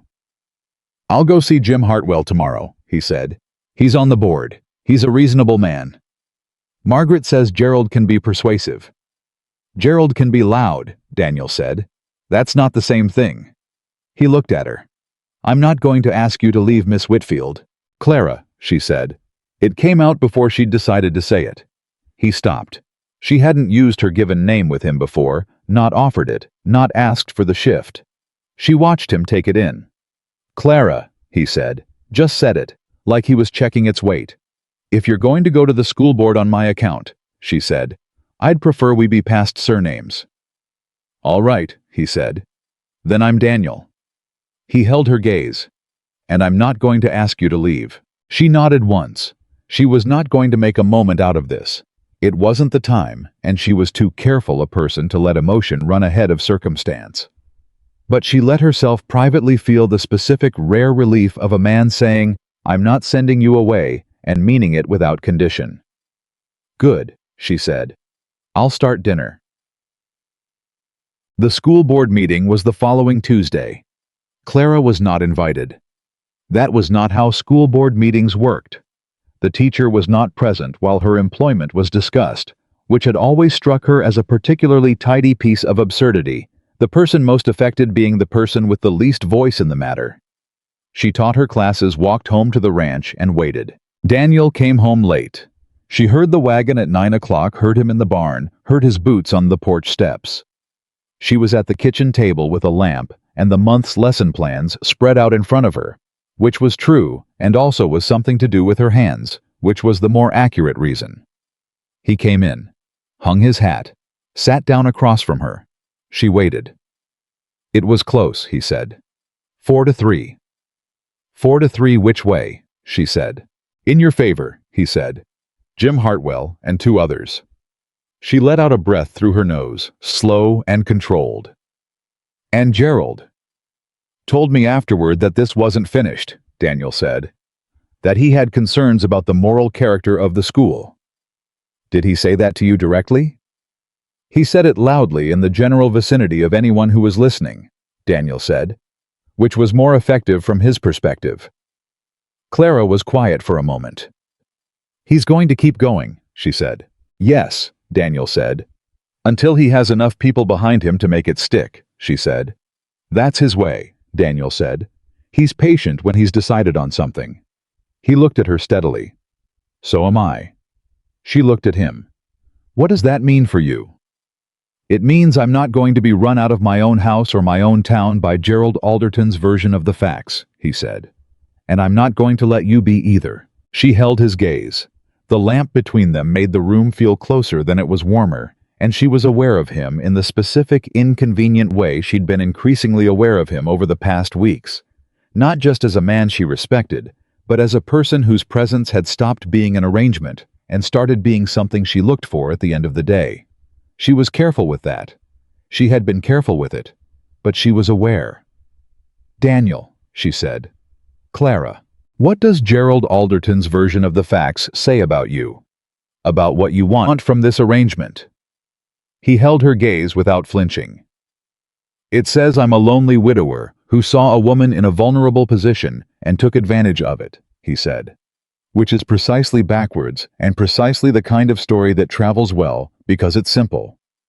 And what's the true version? She said. I was quiet for a moment. Not evasive, she'd learned the difference with him.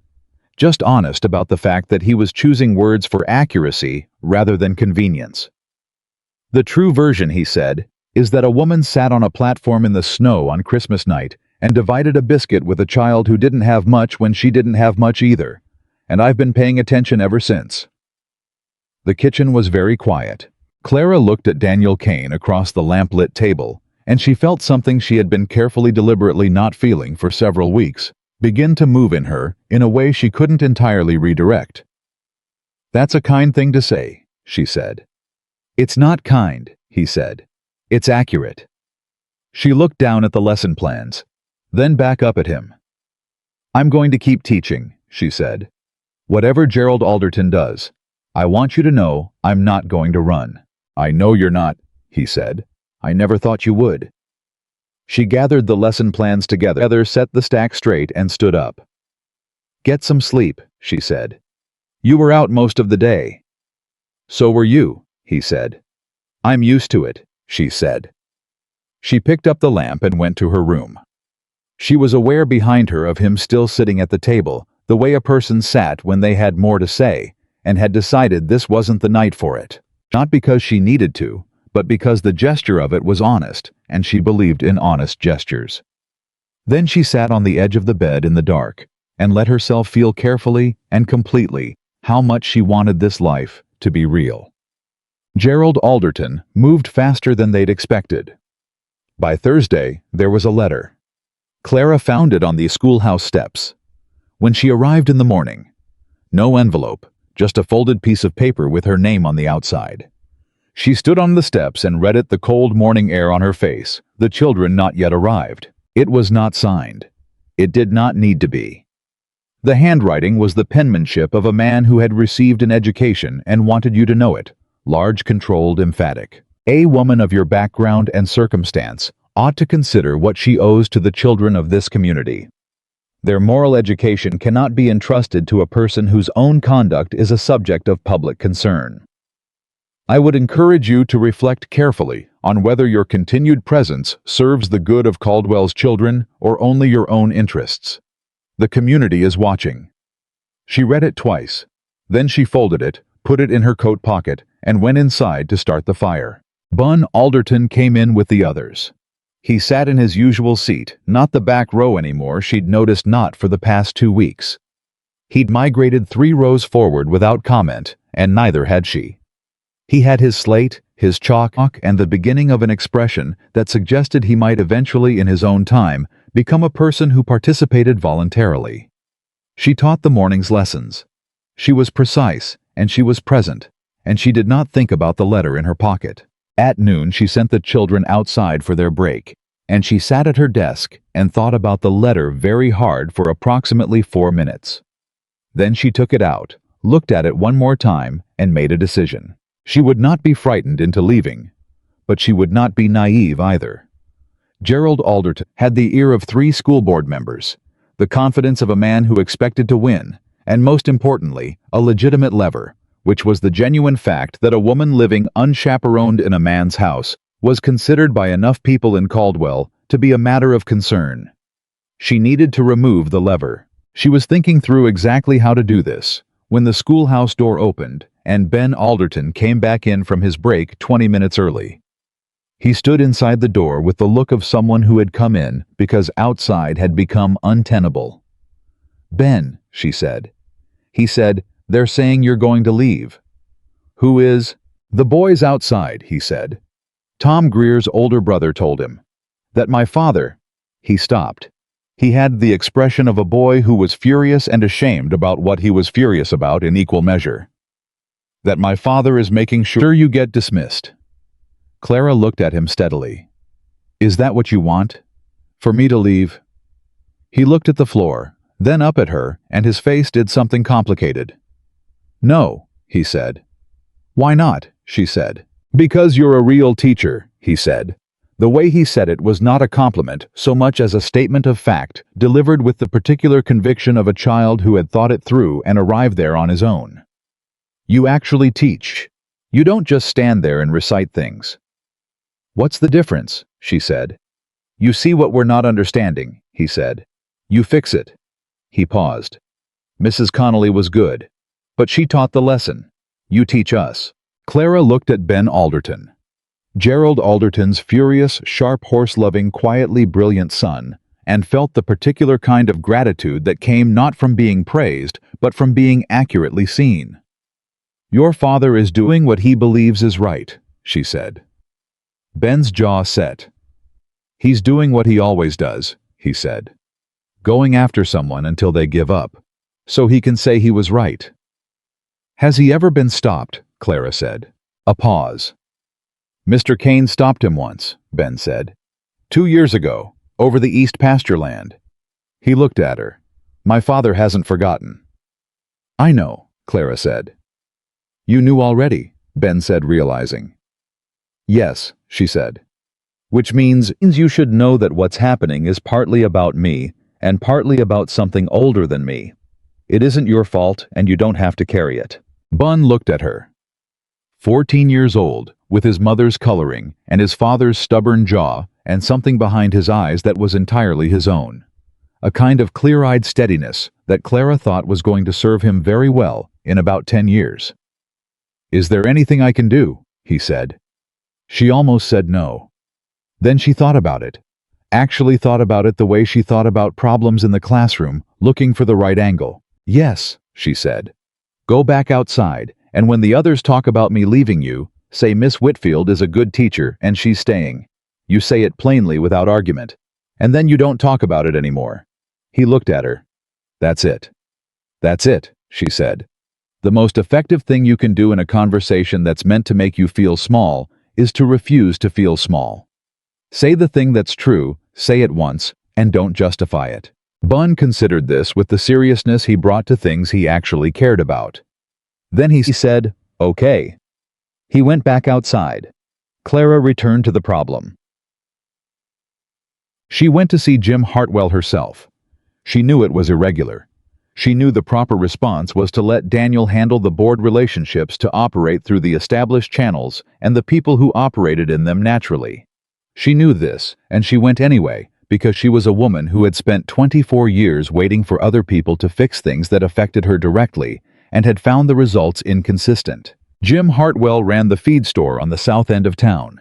He was a quiet, steady man of about 50, the kind of person who seemed to take up exactly as much space as necessary, and no more.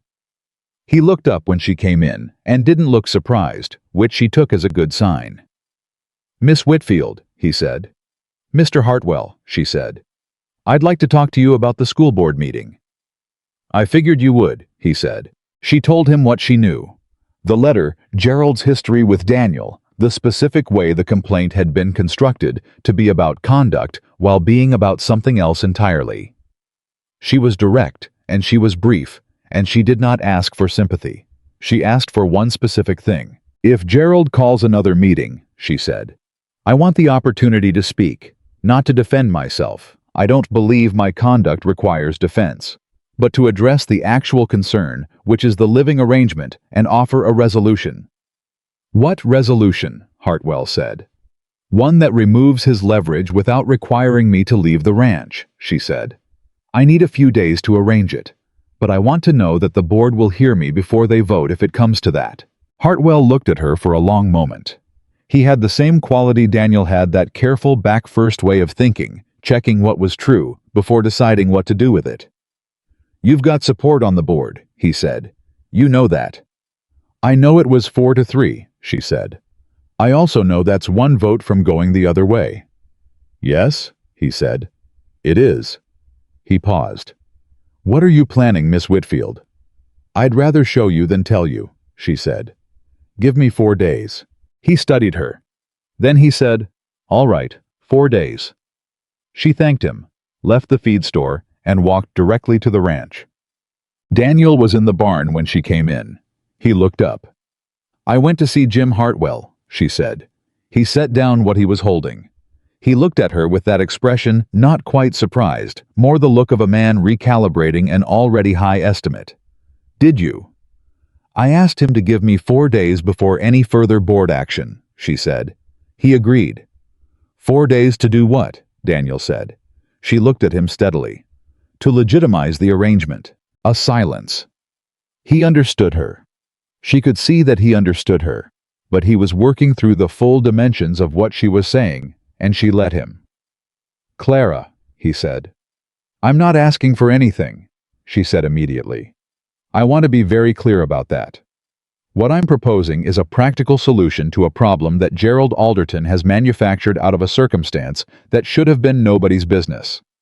I'm not asking you for anything personal." "Then what are you asking?" he said.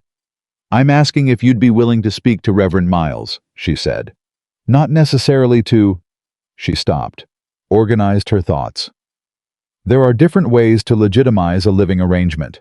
Some of them are permanent. Some of them are a statement of intent.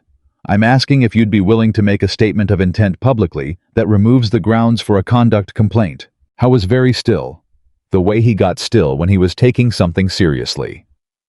"That's a significant thing," he said. "I know it is," she said.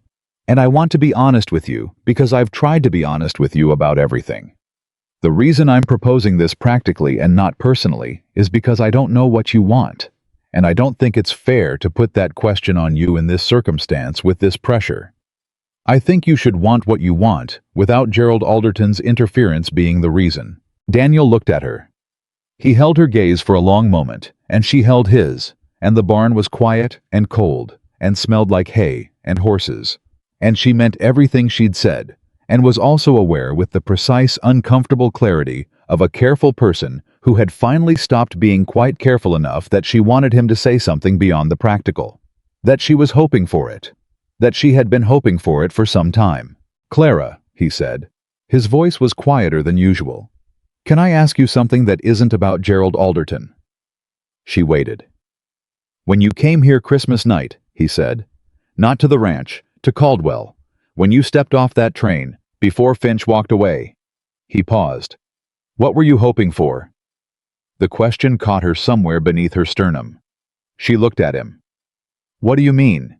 You said you knew it was possible that a man who'd never seen you might not be prepared," he said. He was choosing words with the same care he brought to everything, slowly, with precision. "But you came anyway. 6 letters and 3 months and a train ticket. You came anyway. What were you hoping for?" She was quiet for a moment.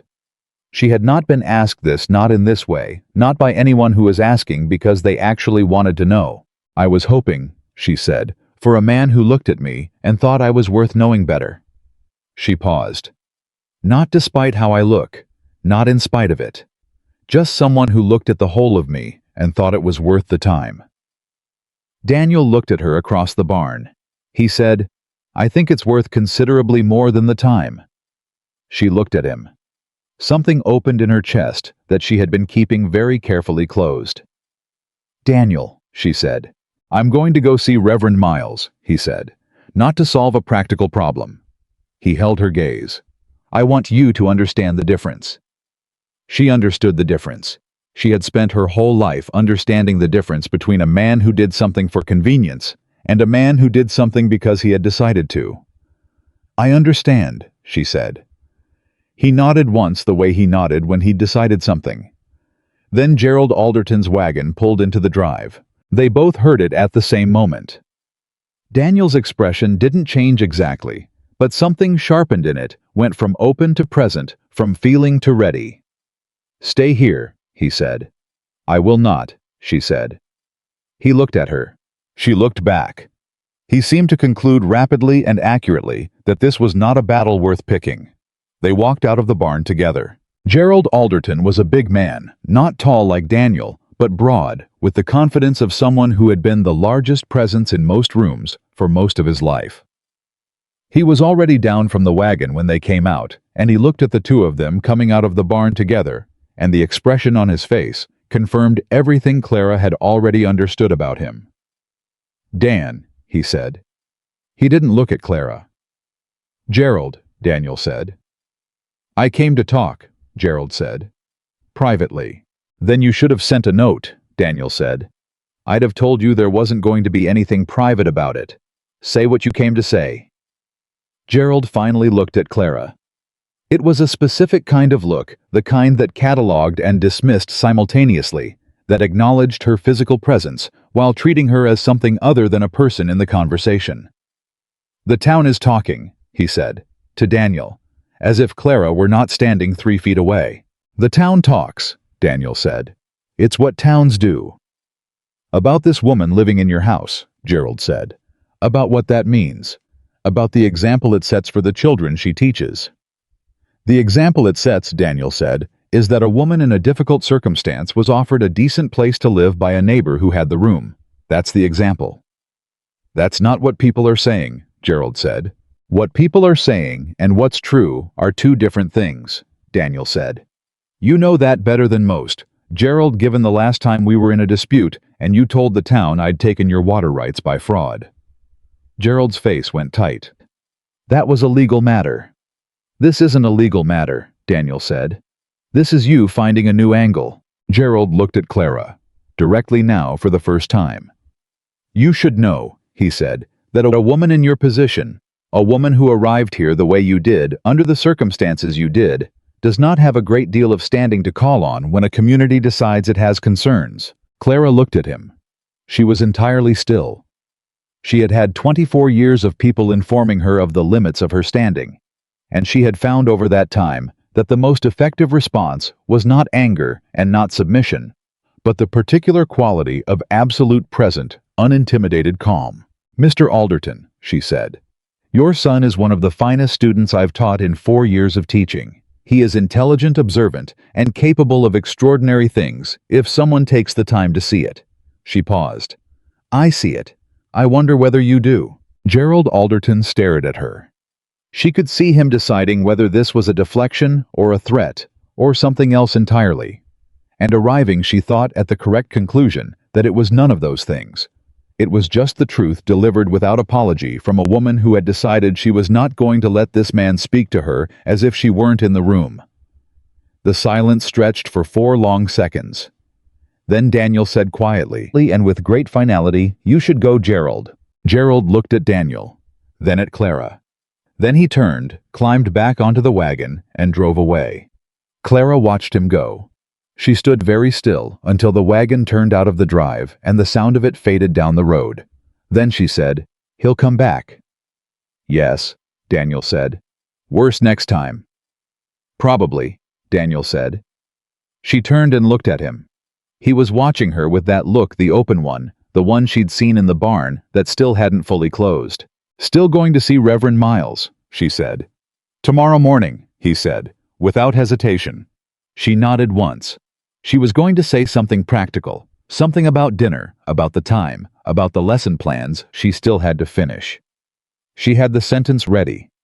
Instead, what she said was, "Thank you for not asking me to stay back." He looked at her. "I knew better," he said. And for the first time since Christmas night, since the dried flowers, and the 31 cents, and the long cold platform. Clara Whitfield let herself smile at a man without calculating the risk first. He almost smiled back. Daniel went to see Reverend Miles on Tuesday morning. He didn't tell Clara he was going until he was already at the door with his hat in his hand, which she understood was not evasion, but the particular way of a man who made decisions completely before he announced them, who didn't present a thing until he was certain he was going to do it, because presenting it meant committing to it, and he didn't commit to things halfway. "I'll be back by noon," he said. "All right," she said. He looked at her for a moment. There was something in his face she hadn't seen before, not quite nervousness, but the careful, collected expression of a man who was doing something that mattered, and knew it mattered, and was not going to let it show how much. "Clara," he said. "Daniel," she said. A beat. Then, "Is there anything you want me to say to Miles? Anything specific?" She looked at him. She understood what he was asking, whether she had conditions, requirements, a particular form she needed this to take to feel real. She thought about it honestly, the way she thought about everything. "Tell him the truth," she said. "Whatever the truth is. That's the only thing I want said." He nodded once, put his hat on, left. She stood in the kitchen and listened to the wagon pull away, and did not let herself think too far ahead, because she was a woman who had learned the specific danger of building a life in her imagination before the facts were established. She made breakfast instead. She was very thorough about it. Reverend Miles was a small, precise man who had been in Caldwell for 11 years and had in that time developed the particular wisdom of a person who ministered to a community small enough that he knew every secret and large enough that he'd learned not to repeat them. He received Daniel in his study, poured coffee without asking, and waited. Daniel told him plainly. He had a woman living in his house. She was the school teacher.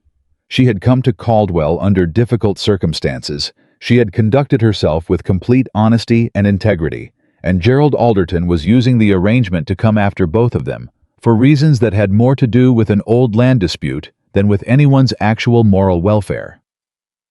"I know about the land dispute," Reverend Miles said. "I expected you did," Daniel said. "And what is it you're asking me for, Daniel?" Daniel held his coffee cup in both hands and looked at the Reverend with the directness he brought to everything. "I want to make my intentions public," he said, "in a way that is honest and that removes the grounds for any further complaint about Clara's presence in my house." Reverend Miles looked at him for a moment. "Are your intentions what I think they are?" "That depends on what you think they are," Daniel said. "I think," Reverend Miles said carefully, "that you are a man who has been alone for 6 years and that you have found perhaps unexpectedly a woman whose quality you recognize, and I think you would like to say so in a way that is formal and public and irrevocable." Daniel set down his coffee. "Yes," he said. "Have you told her this?" "I've told her I'm coming to see you," Daniel said. "She told me to say whatever's true." Reverend Miles was quiet for a moment. Then he said, "Daniel, I've known you a long time, since before Alice. You are not a man who does things carelessly, and you are not a man who mistakes convenience for feeling. So I'm going to trust that you know the difference between wanting to solve a problem and wanting to build a life." "I know the difference," Daniel said. "Does she?" Daniel thought about Clara on Christmas night, dividing a biscuit with a child she'd never met. Clara in the barn, talking to a frightened horse in a voice like still water. Clara at the kitchen table with the lesson plans, telling him to get some sleep, and the particular way she said it, not like a woman performing care, but like a woman who actually gave it and had learned not to make a ceremony of the giving. "She's the most careful person I've ever met," Daniel said. "She doesn't mistake anything." Reverend Miles nodded slowly. "Then come Sunday," he said. "Come both of you." She said yes before he finished asking. He came back at noon exactly as he'd said, and she was at the table with her lesson plans, and she looked up and read his face, the same way she read everything quickly and accurately, and she understood before he said a word that it had gone the way he'd intended. He sat down across from her. He didn't reach for her hands or lean forward, or make a gesture of the kind that men sometimes made when they were trying to communicate something important through performance rather than language.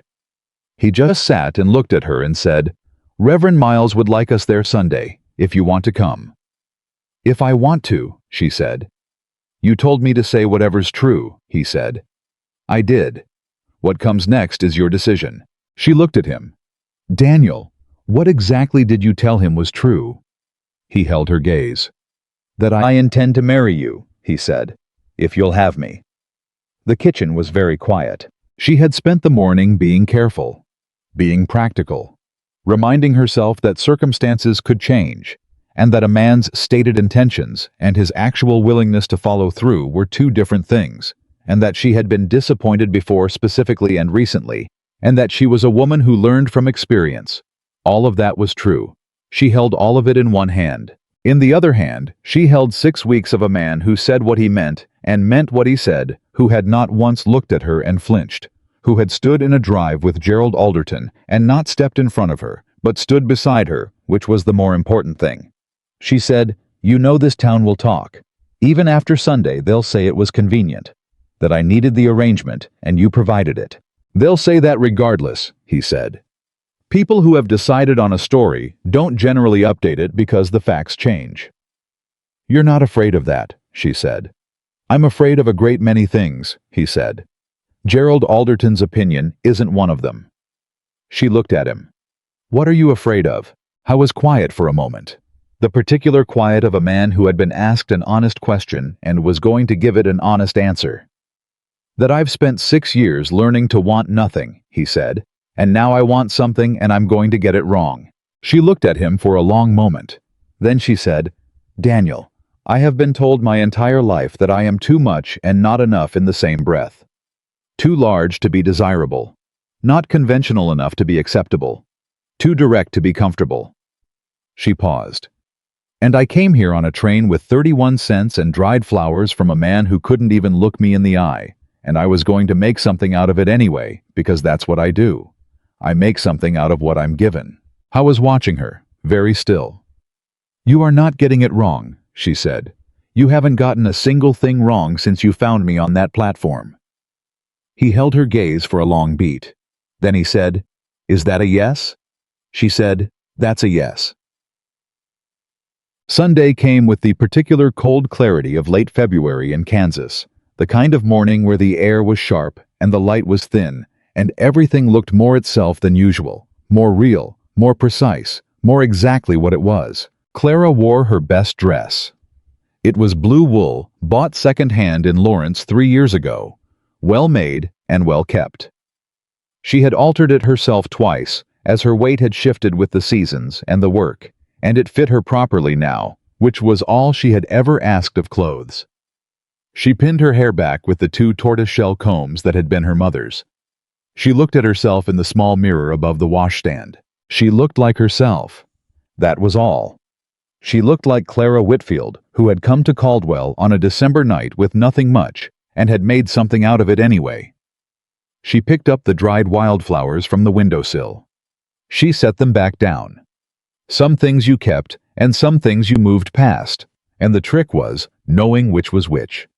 She walked out into the kitchen. Daniel was at the table. He was wearing the good canvas shirt and a jacket she hadn't seen before, dark wool, well fitted, the kind of thing a man wore when he understood the day required it. He'd shaved, she noticed, and he'd left his hat on the hook by the door, which meant he'd thought about what the morning was and dressed for it deliberately in the same way she had. He stood when she came in.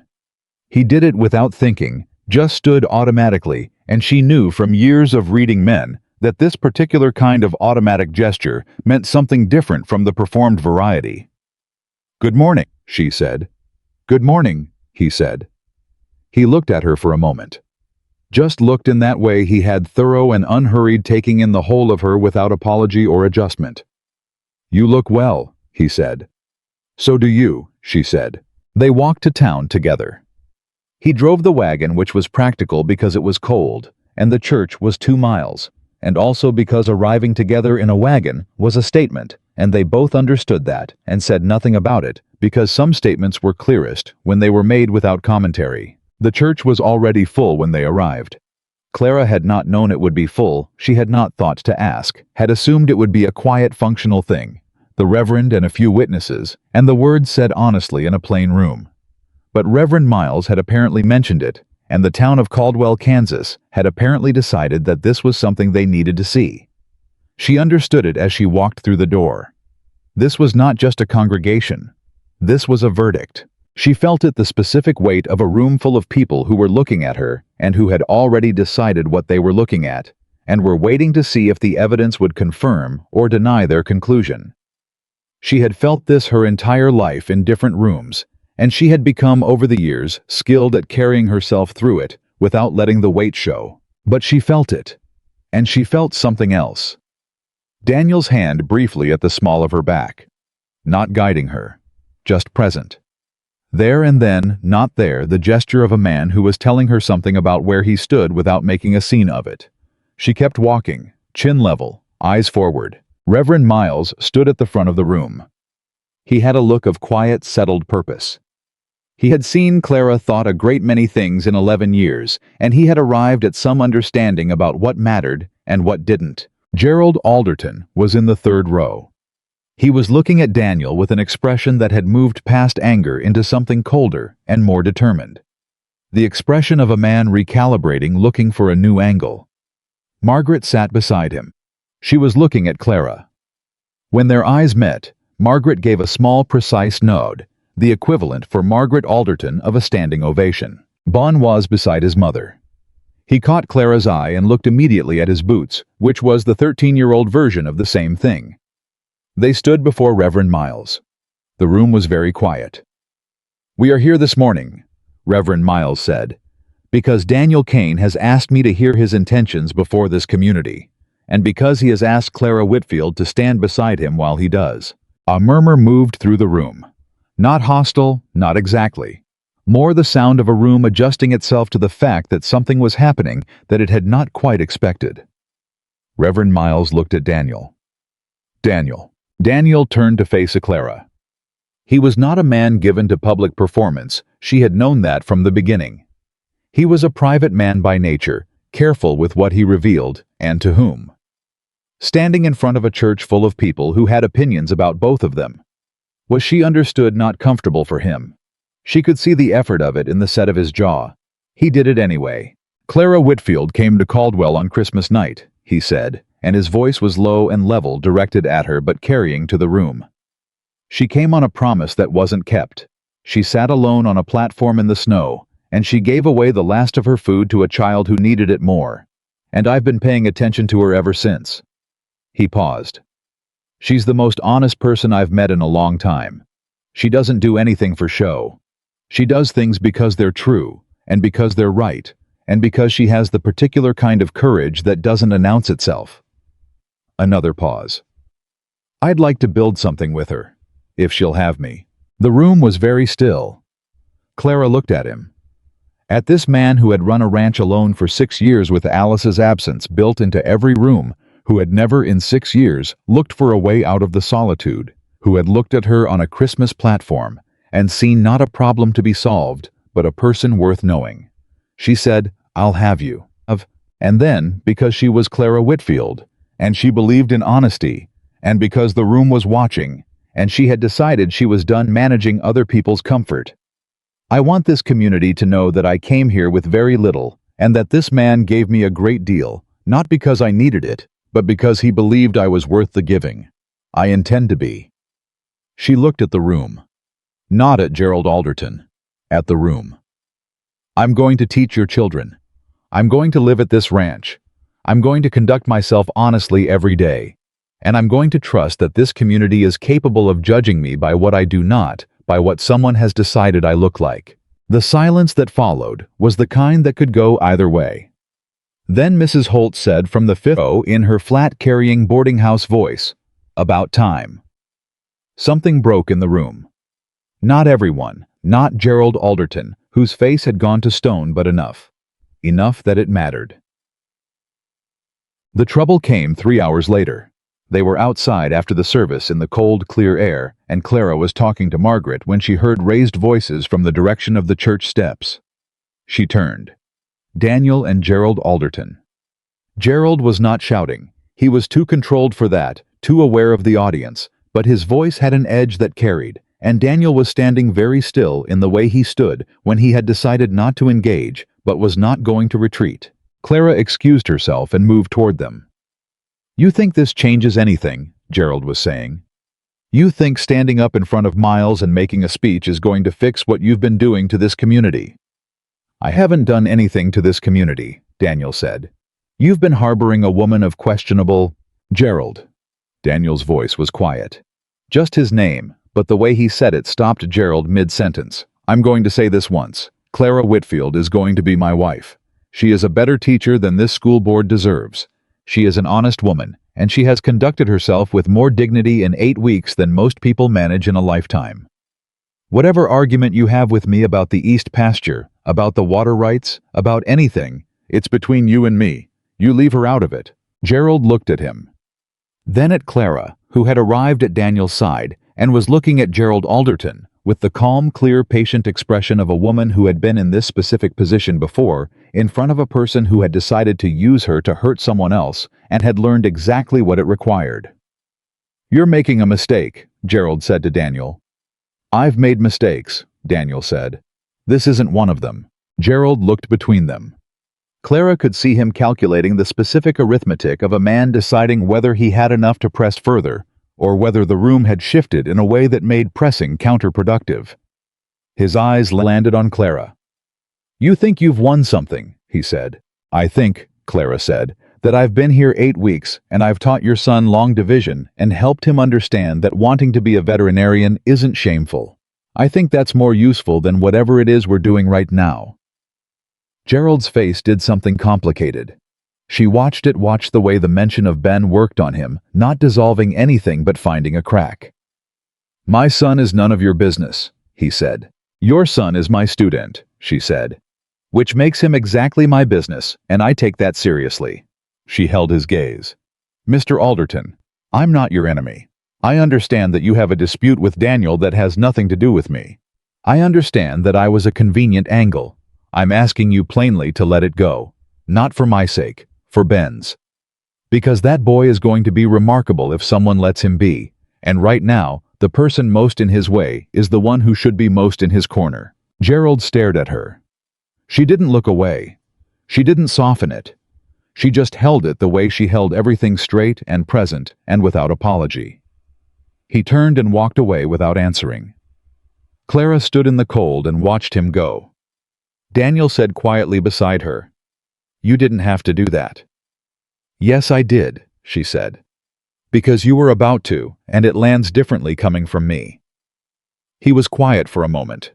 Then, "Does it?" "He doesn't care what you think of him," she said.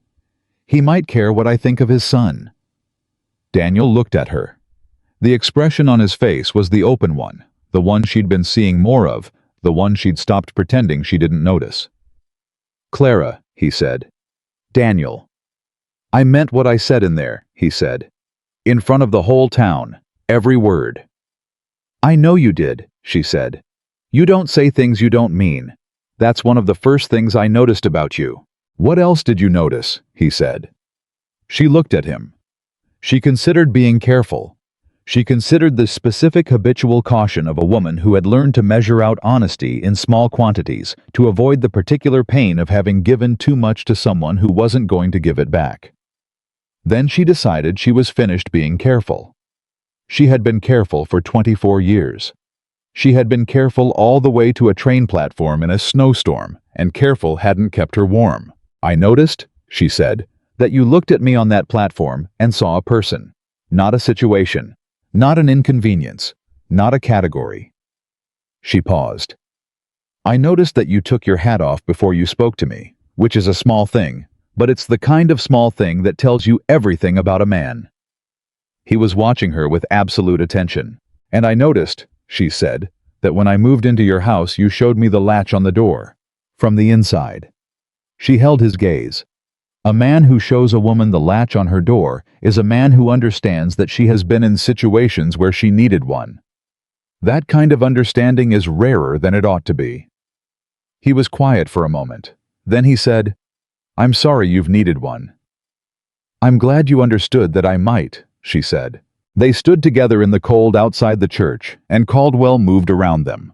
People talking, children running, the ordinary noise of a community on a Sunday morning. And Clara felt for the first time in a very long time not separate from it. Not watched from outside. Part of it. Or beginning to be. The school board met again on Wednesday. Clara was not told in advance. She found out from Hector, who found out from Jim Hartwell's hired man, who had been present when Gerald called the meeting. By the time Clara knew, Daniel already knew, and had been to see Hartwell himself, and she was mildly but genuinely irritated about this, until she understood that Daniel had gone not to speak for her, but to ensure she was given the opportunity to speak for herself. "Hartwell says you can address the board before they vote," Daniel said when he came home. "If you want to." "Of course I want to," she said. He looked at her. "I told him you would." She looked back. "You're getting very good at predicting me." "You're very consistent," he said. "It's one of the things I value most about you." She almost said something. She caught it, considered it, and let it stay caught because some things were better said when there was more time, and this was not the night for it. "What time is the meeting?" she said. 7, he said. "Then I'll need to finish this lesson plan by 6, she said. She picked up her pen. "I'll need quiet." He went to the other side of the room and was quiet. She was aware of him across the room. Aware of him, the way she was always aware of him. Now the specific, inconvenient warmth of a person whose presence she had stopped being able to be neutral about. She kept her eyes on the lesson plan. She wrote for 45 minutes without stopping. At 10 to 6, she said without looking up, "Daniel. Clara. After Wednesday. After whatever happens at the meeting." She kept writing. "I want to talk about Alice." Silence from across the room. "Not because I'm troubled by her," she said. "Because she was important to you, and you were important to her, and that matters to me. I want to know her, as much as you can tell me." Another silence. Longer. Then quietly, "All right." She finished the lesson plan. She put down her pen. "All right," she said. "Let's go over what I'm going to say Wednesday." The school board meeting was in the back room of the feed store, which was where official Caldwell business happened. 7 men at a long table. Lamps on either end. A chair set to one side that was clearly for the person being addressed and was positioned to feel like exactly that. Clara sat in it without hesitation. She had prepared what she wanted to say. She had gone over it with Daniel the previous evening and refined it, stripping out everything that was defensive and keeping only what was true, because she had found that truth delivered plainly and without excess was harder to argue with than any defense she could construct. She looked at the 7 men at the table. At Gerald Alderton, who was looking at the surface of the table. At Jim Hartwell, who was looking at her with the steady, fair expression of a man who was going to make an honest decision. "Gentlemen," she said, "I've been teaching at Caldwell School for 8 weeks. In that time, my students have made measurable progress in arithmetic, reading, and writing. I can give you specific examples for each child if that would be useful. I have not had a single incident of conduct unbecoming. I have not missed a single day of school. I have worked without complaint in a building that needed significant repair, which has since been partially addressed. She paused. I have also agreed to marry Daniel Kane, which I understand is the actual subject of this meeting. Gerald's jaw tightened. She saw it. I am not going to ask you to approve of my personal life, she said. It isn't the school board's jurisdiction. What I am going to ask you is this, to tell me plainly whether you have any specific complaint about the quality of my teaching. Not about where I sleep. Not about who I intend to marry. About my teaching. She looked at each of them, one by one, without challenge, without performance. Just the plain, direct look of a woman who wanted an honest answer to an honest question. One by one, 5 of the 7 looked away first.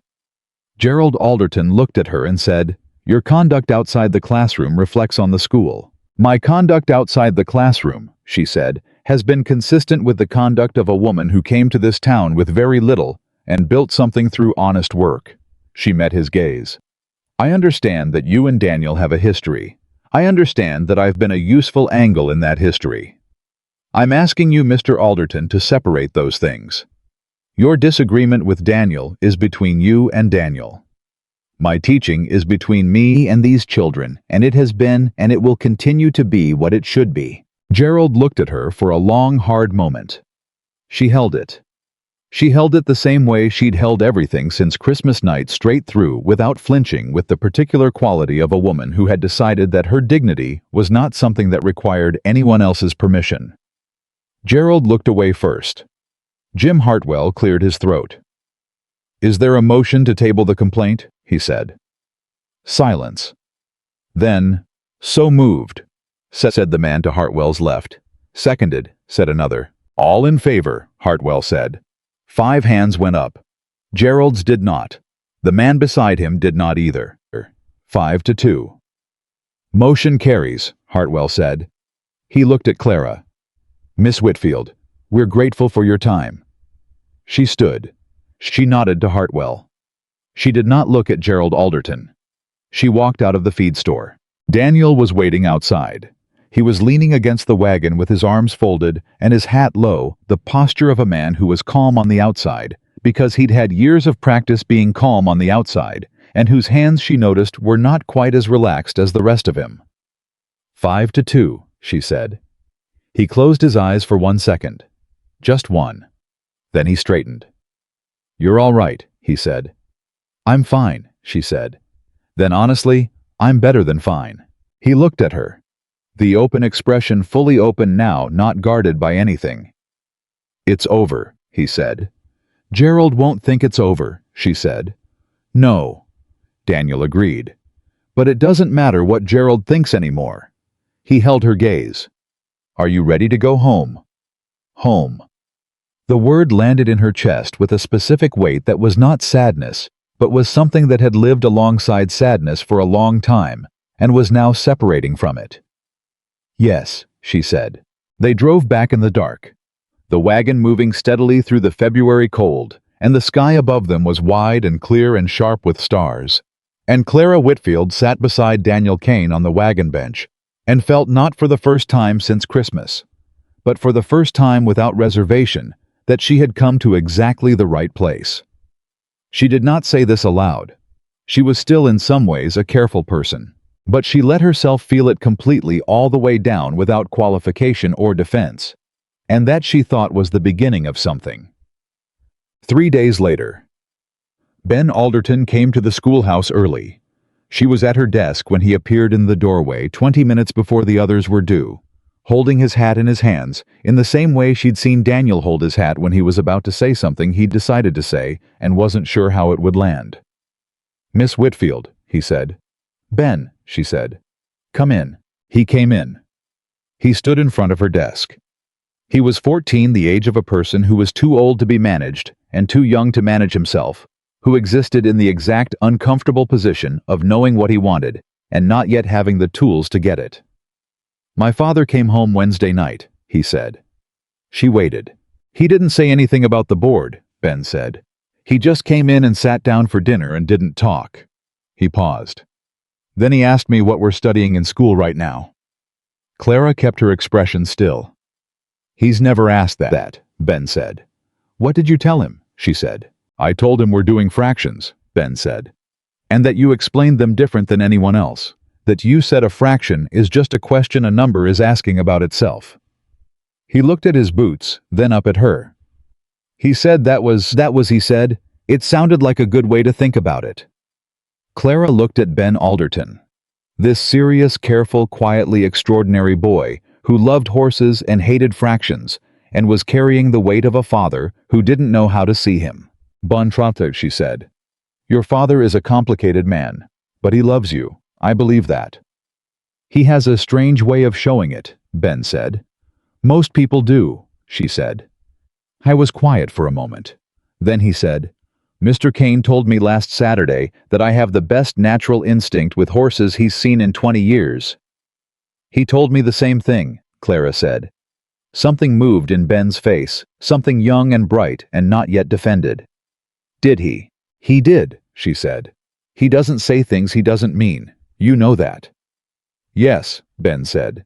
He put his hat back on the gesture of a boy who had come and said what he came to say, and was now returning to the business of being 14. I'm going to be a veterinarian, he said. It wasn't a wish. It was a statement. I know you are, she said. He nodded once. He went to his seat third row middle where he'd been for the past month. He took out his slate. He was ready before anyone else arrived. Clara turned back to her desk and allowed herself quietly and without ceremony to feel exactly how much this particular Tuesday morning mattered. She had not saved anyone. She had not performed anything grand. She had simply shown up every day and been exactly what she was, and let that be enough. It was enough. The other children arrived. The school day began, and somewhere across town on a Wednesday morning, Clara Whitfield understood that she had won not the school board meeting, not the argument with Gerald Alderton, but the longer, quieter thing. The thing she had come to Caldwell on a December night to find with 31 cents and dried flowers, and the specific undefeated hope of a woman who had decided she was worth something and had been right. The wedding was on a Saturday in March, not a large wedding. Clara had not wanted large, had not wanted the particular performance of a large wedding, which required an audience, and an audience required managing, and she had spent enough of her life managing audiences. She wanted something true. Small and true, and exactly what it was. Reverend Miles, Mrs. Holt, Jim Hartwell and his wife, Hector, who stood in the back with his hat in both hands, and the expression of a young man who had decided to have feelings about this occasion and was doing his best to keep them off his face.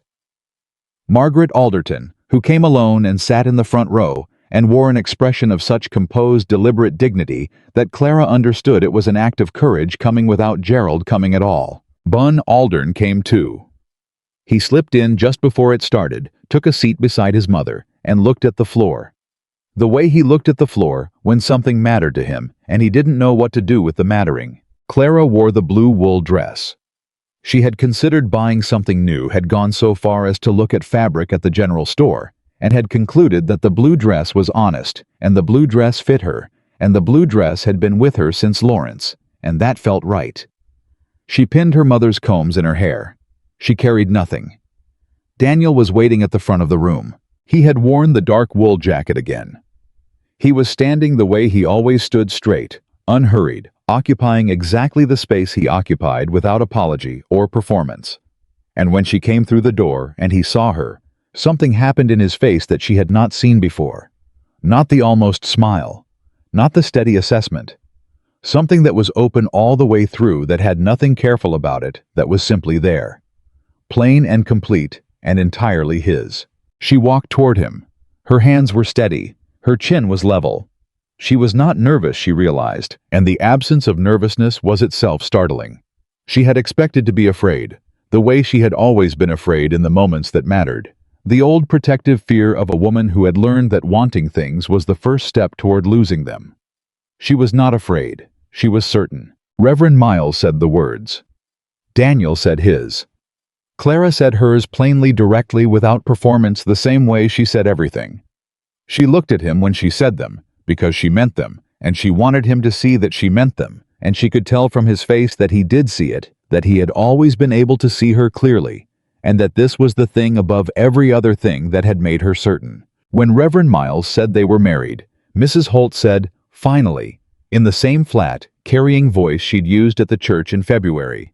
And the small room did the thing small rooms did when something genuinely good happened in them.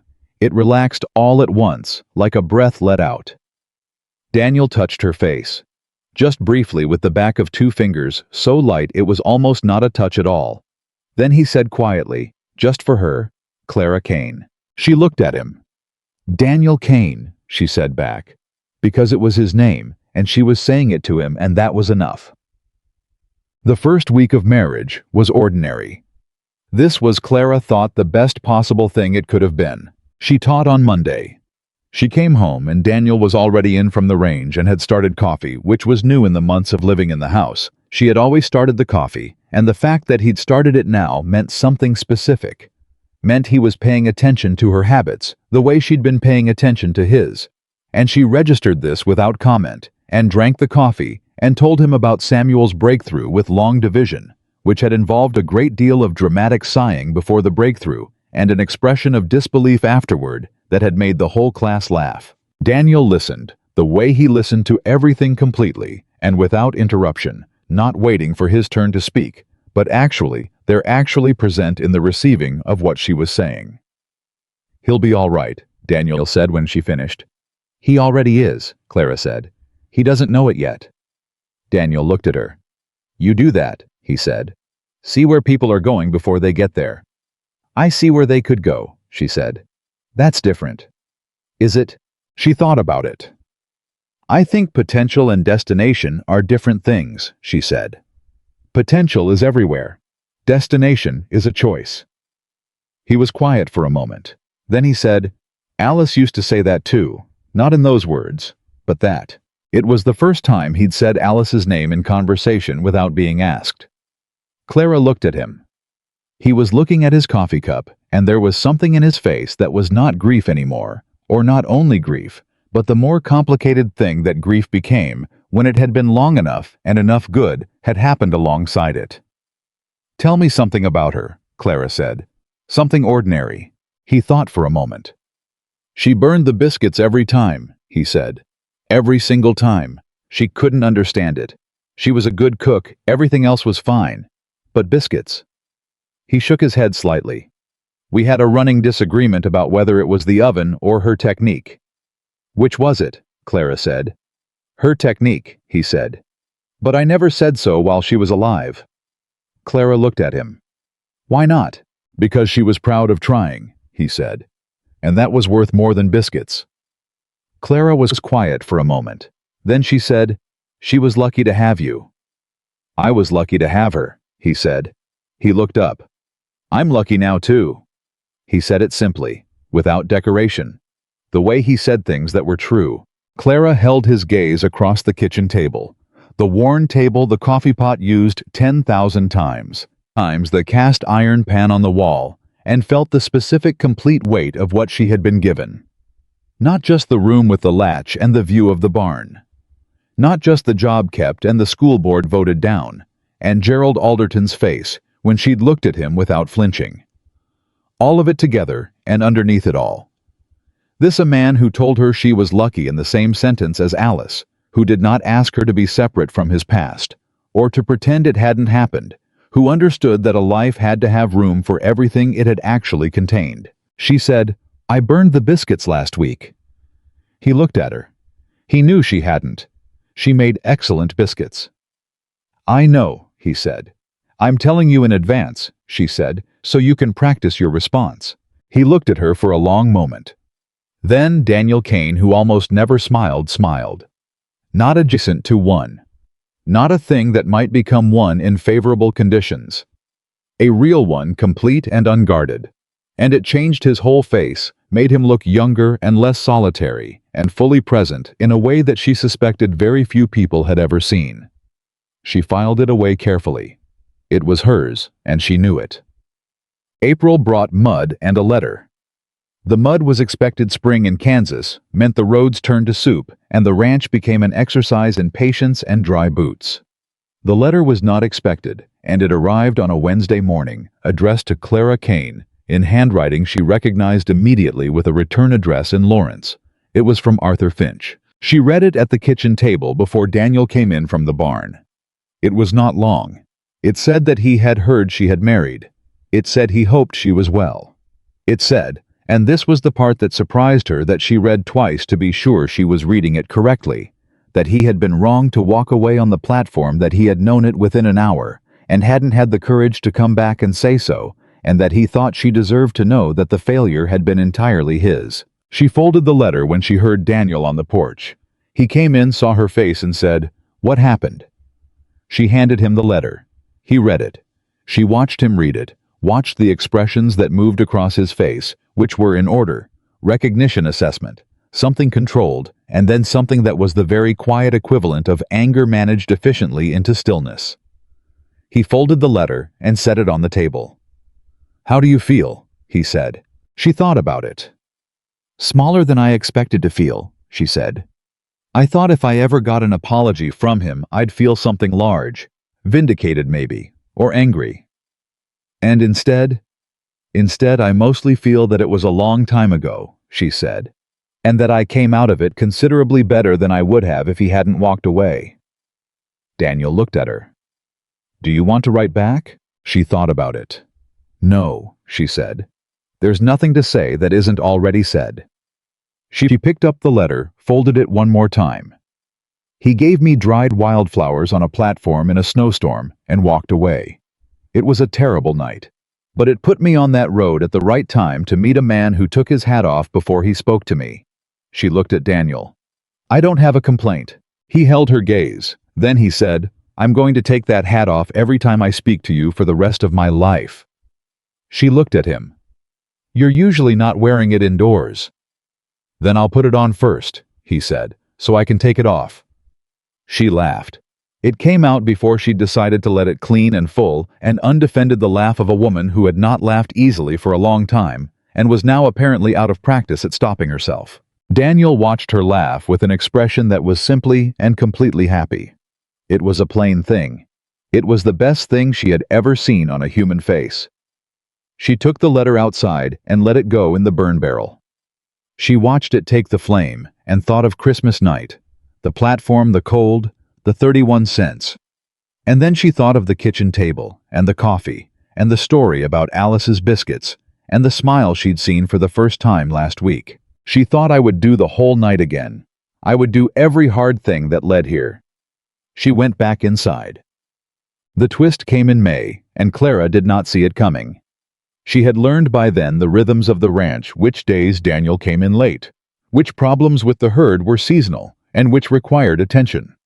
How Hector operated best when given clear direction and latitude to execute it, and the specific way the house changed in the evenings when all three of them were in it, comfortable and unhurried, and each occupying their space without crowding anyone else's. She had also learned something she hadn't known to look for. She had learned that Daniel, who was meticulous about the ranch, who maintained accounts to the penny, and tracked every head of cattle and every acre of land with the careful attention of a man who had built something from very little and intended to keep it. Daniel Kane had been quietly extending credit to 3 families on the eastern edge of his property line for going on 2 years. She found out by accident. She had been organizing the desk in the study, not because Daniel had asked her to, but because she had been in there looking for a piece of paper and discovered that his filing system was, by his standards, remarkably chaotic, and she could not leave a chaotic filing system alone, any more than she could leave a cracked window latch. She found the ledger entries. She found the notes beside them. And she found folded into the back cover of the ledger 3 letters. She was not meant to see correspondence with the families in Daniel's spare plain hand, telling them to take the season they needed, that the account would hold, that he was not in a hurry. She was sitting at the desk with the letters when Daniel came in. He stopped. He looked at what she was holding. He did not look embarrassed exactly. More the look of a man whose private habits had been discovered, which was different from shame. "You weren't supposed to find those," he said. "Your filing system made it inevitable," she said. He came into the study. He sat in the chair across from the desk, his hat in his hands. "The Garfield family had a bad year," he said. "Fire took their north barn in June. Morrison's wife was sick 3 months. They couldn't work a full day. The Hendersons, the youngest boy, needed a doctor in Wichita. "How long have you been doing this?" she said. "It's not doing anything," he said. "It's keeping an account." "Daniel," she said. "How long?" Howe was quiet for a moment. "Since the second year after Alice," he said. "The Garfields helped me that winter. I wasn't managing well. They brought food and didn't ask questions." He paused. "People who help you when you're not managing don't usually announce it. I figured returning the favor the same way was the right approach." Clara looked at him. She thought about a man running a ranch alone for 6 years, quietly holding accounts open for families who needed it, never mentioning it to anyone, never looking for the acknowledgement. "Does anyone know?" she said. "Jim Hartwell suspects," he said. "He's discreet." "Gerald Alderton doesn't know," she said. "Not a question." "No," Daniel said. "And I'd prefer to keep it that way." She set the letters down carefully. "If Gerald knew," she said slowly, "he'd find a way to use it." "Yes," Daniel said. "He'd call it leverage. He'd say I was buying loyalty." "Is he still?" She paused. "Are you still worried about him?" Daniel looked at her steadily. "Gerald is a man who doesn't forget," he said. "And he's had a quiet 2 months, which generally means he's thinking." Clara absorbed this. She had spent the spring in the comfortable, dangerous assumption that the school board vote had settled things. 2 months of ordinary life had a way of making you believe the ordinary would continue. "Tell me what you know," she said. "I don't know anything specific," he said. "I know his character. I know that losing the board vote publicly in front of the town is the kind of thing Gerald doesn't absorb. He reroutes." He paused. "I'm watching." "So am I," she said. He looked at her. "I know you are," he said. It was not a compliment and not a reassurance. It was just the plain acknowledgement of who she was, which was better than both. She picked up the letters again, set them in order, folded them neatly, and put them back exactly where she'd found them. "The filing system still needs work," she said. "I know," he said. "I'll help you with it Saturday," she said. "All right," he said. She stood up. Then she stopped. "Daniel, those 3 families." She looked at him. "They're lucky." He shook his head slightly. "They'd have found another way." "Maybe," she said. "But they didn't have to." She held his gaze. "I didn't have to either. You keep doing that, making it so people don't have to find the hard way when there's a better one available." He looked at her with that expression, the fully open one. "I learned from the best," he said. She was almost to the door when she said, "Alice." "You," he said. She walked out of the study before he could see her face do what it was doing. She stood in the hallway for exactly 15 seconds, her hand flat against the wall, feeling the warmth of a house that had been built for more and had finally, after a long time, become more. Then she went to start dinner. Gerald Alderton made his move on a Thursday evening in late May. He did not come to the ranch. That, Clara thought, would have been too direct for Gerald, who preferred angles to fronts. Instead, a man arrived at the schoolhouse at the end of the school day. Not Gerald himself, but a man from the county seat 40 miles east, who introduced himself as Mr. Briggs, and who carried a leather case and the particular expression of a person executing someone else's plan. He said he was from the county education office. He said there had been a formal complaint lodged regarding the school in Caldwell. He said the complaint alleged improper use of school funds and materials, specifically that the school teacher had been using school supplies for personal purposes, and that the school board had suppressed an investigation. Clara looked at him.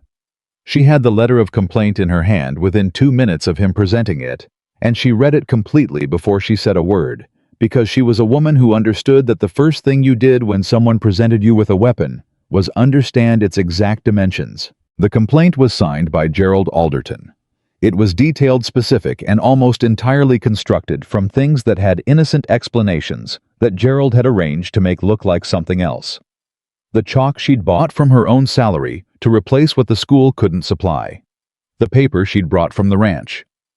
The afternoon she'd let Ben Alderton use the school stove to warm food for the Morrison child who'd come to school with nothing to eat. Every true thing reconfigured. "I'll need you to respond to these allegations," Mr. Briggs said. Not unkindly. He was a bureaucrat, not a combatant. He was doing a job. "The county office has to investigate formal complaints." "I understand," Clara said. "I'd like to come back tomorrow morning," he said. "With the school board." "Fine," she said. "Come at 8. The children won't arrive until 8:30. She looked at him. "Mr. Briggs, did the person who filed this complaint tell you about the school board vote in February?" He shifted slightly. "He mentioned it, yes." "Did he mention why the vote went against him?" Another shift. "He presented his account." "I imagine he did," she said. She folded the complaint and handed it back. 8 o'clock tomorrow. She walked the 2 miles to the ranch in 20 minutes, which was faster than her usual pace, and she was aware that she was walking fast and did not slow down because the speed was honest. Daniel was on the porch when she came up the drive. He could read her from 100 yards, she'd learned. He stood up as she came through the gate. She told him everything. Fast, complete, without softening it. He listened without interrupting. His face was very still. Then he said, "Come inside." They sat at the kitchen table. He poured coffee. She didn't drink it. "Gerald found a way to go over the school board," she said. "Yes," he said. "The complaint is constructed carefully," she said. "Everything in it is technically true in a way that requires explanation to be understood correctly. That's worse than a lie. A lie you can disprove. A true thing arranged wrong takes longer." "Yes," he said. He was thinking. She could feel him thinking the back first way, checking what was real before deciding what to do. "We need documentation," she said. "Everything I've bought with my own salary, I have receipts. The paper I brought from here, I can establish that." "The Morrison child." She stopped. "Ben." Daniel looked up. "Bun was there," she said. "He helped me warm the food. He knows it was the Morrison child who was hungry, and he knows the supplies were mine, and he knows—" She paused. "I can't ask Ben to testify against his father." "No," Daniel said. "You can't. But if he came forward on his own," she said carefully, "that would be different." Daniel was quiet for a moment. "Don't put that on him," he said. "I know," she said. "I'm not going to. I'm just—" She looked at the table. "I'm thinking about what Gerald doesn't know he's done." "What do you mean?" She looked up. "Gerald built this complaint on a story where I'm a woman who takes advantage of the situation she's been given, who came here needing something and used the school as a way to get more of it." She held Daniel's gaze. "But every single thing he's cited as evidence of that is something I did for someone else. The chalk for the children, the paper for the children, the food for the Morrison boy." She paused. "He's made a very detailed record of every time I helped someone, and he's put it in a document that he's presented to the county office as a complaint." Daniel looked at her. She could see him arriving at what she was arriving at. "He's made the case for me," she said. "If you can show it clearly enough," Daniel said. "I can," she said. "I need one night to organize it." She stood up. She was calm now, not the surface calm she used when she was managing something, but the real kind, the kind that came from understanding the problem well enough to believe it was solvable. "I need paper and lamp oil and your desk for the evening." He stood up. He went to the study. He brought her paper and moved the lamp and cleared the desk and left her there with everything she needed. At the door he said, "Clara." She looked up. "You're going to be fine," he said. "Not a performance, not comfort, just accurate." "I know," she said, and went to work. Mr. Briggs came at 8 the next morning with Jim Hartwell and 2 other board members. Gerald was not present. His absence felt louder than his presence would have. Clara had 12 pages of documentation on the desk in front of her. Receipts, dates, names, the specific account of every item Gerald had cited, and the true explanation of each one. She had also in the back of the stack 3 letters, one from Margaret Alderton, delivered by early morning, written in Margaret's controlled, emphatic hand, stating clearly what she had witnessed at the school and in the community regarding Miss Whitfield's Mrs. Kane's character and conduct. One from Mrs. Holt, 2 sentences characteristically direct. One from Jim Hartwell himself, which Clara had not requested, and which he slid onto the table when he arrived without meeting her eyes, because Jim Hartwell was a man who did things because they were right, and didn't require acknowledgement for doing them. She presented her documentation to Mr. Briggs. He read it. He asked 2 questions. She answered both. Then Hartwell said, "Mr. Briggs, I want to be clear about the context of this complaint. The individual who filed it has a documented history of using formal processes to pursue a personal dispute with Mrs. Kane's husband. The school board investigated these allegations in February and voted 5-2 to dismiss them. The same concerns repackaged for the county office are now before you." Briggs looked at Hartwell. He looked at Clara. He looked at the 12 pages. He closed his leather case. "I'll need a week to file my report," he said. "But I want to say, Mrs. Kane, that the documentation you've provided is thorough." "Thank you," she said. "I have one question that isn't in my official capacity," he said. He was a slight man, bureaucratic in posture, but his eyes were thoughtful. "How long have you been teaching?" 4.5 years, she said. "In that time," he said, "has anyone ever filed a complaint about your teaching?" "No," she said. He nodded. He put his hat on. "Good morning, Mrs. Kane," he said. He left. Clara sat at the schoolhouse desk after they were all gone in the 20 minutes before her students arrived, and she looked at the 12 pages of documentation, and she thought about Gerald Alderton, who had spent 5 months trying to move her, who had found every angle and pressed it, who had used her circumstances and her appearance and her living arrangement, and now her teaching itself, and who had, in doing so, produced a record of every small good thing she had done since Christmas night. She thought, I don't know if that's justice or irony. Probably both. Samuel arrived first, as he always did, and sat in the seat. He'd long since moved to front row, directly in front of the chalkboard, and looked at her with the frank, serious face of a 7-year-old who had decided she was worth trusting. "Good morning, miss." He caught himself. He had been working on this. "Good morning, Mrs. Kane." "Good morning, Samuel," she said. He beamed. The front tooth that had been missing in January had come in crooked, which gave his face a lopsided, endearing precision that she expected would stay with him into adulthood and suit him very well. The others arrived. Ben Alderton, 3rd row, slate ready, before the others had their coats off. The Morrison children. 2 of them, now the younger sibling having joined the school in April, in the middle rows. 12 children, some of them difficult, and some of them easy, and all of them real in the specific, irreducible way that children were real before the world had finished telling them who to be. She picked up the chalk. Briggs's report came in 8 days. He found no grounds for the complaint. The documentation was clear. He noted in the formal language of a county official that the concerns raised appeared to reflect a mischaracterization of normal educational practice, and that no further action was warranted. He sent a copy to the school board and a copy to the county records office. Gerald Alderton received his copy on a Friday afternoon. Clara knew because Margaret came to the schoolhouse on Friday evening with a composed expression that contained underneath it the specific quality of a woman who had made a decision and was at peace with it. "He read it," Margaret said. "How did he take it?" Clara said. Margaret was quiet for a moment. "He sat with it for a long time," she said. Then he asked Ben to come and sit with him. She looked at her hands. "I don't know what they said." Ben came out an hour later and went to feed the horses, which is what he does when something has moved him and he doesn't want to show it. Clara looked at Margaret.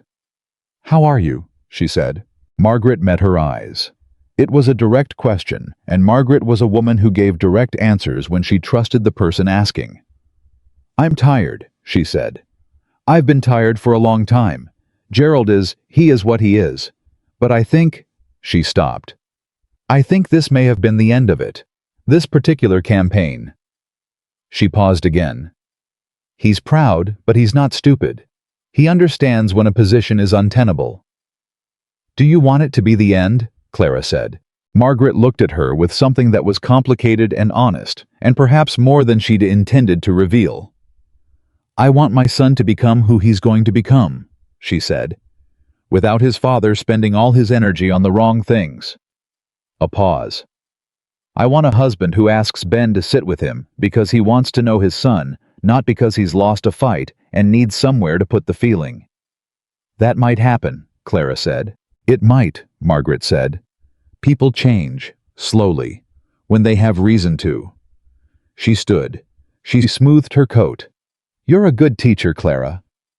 "You're a good mother, Margaret," Clara said. They looked at each other across the schoolhouse, these two women who had started as a warning and a warning receiver and had arrived somehow at something honest between them. Margaret left. Clara sat alone in the schoolhouse until the lamp oil ran low, and she let herself feel the full cumulative weight of the past 5 months. Christmas night and the platform and the 31 cents.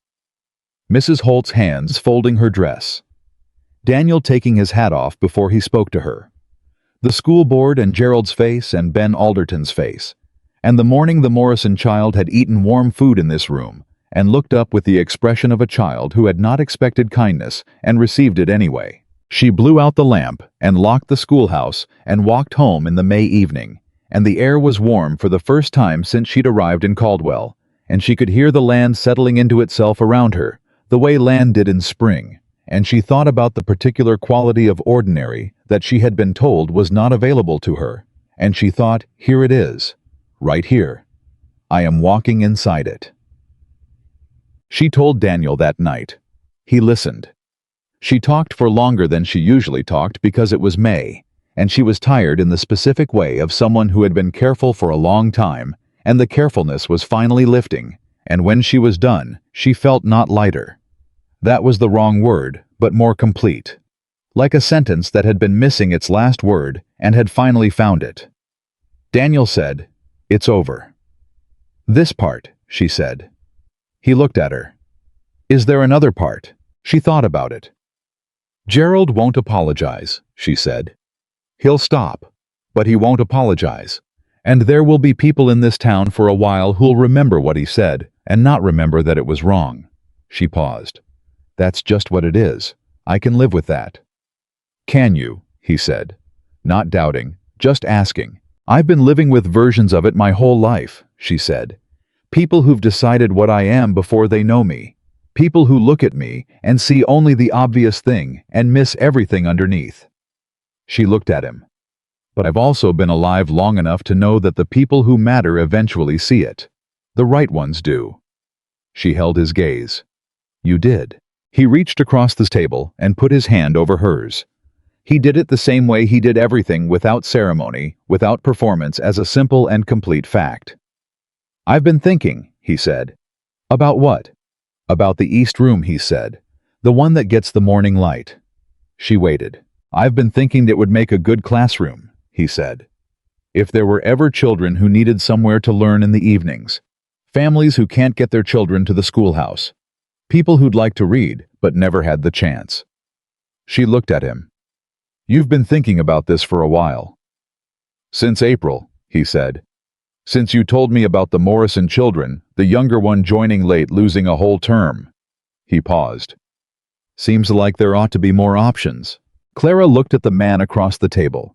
This quiet, private, careful man who had spent 6 years giving people options without announcing it, who had kept accounts open and stocked shelves in the dark, and stood on a platform at Christmas and done the arithmetic on a problem and offered a solution without fanfare. And she felt something that was larger than gratitude and quieter than joy and more permanent than either. "Yes," she said.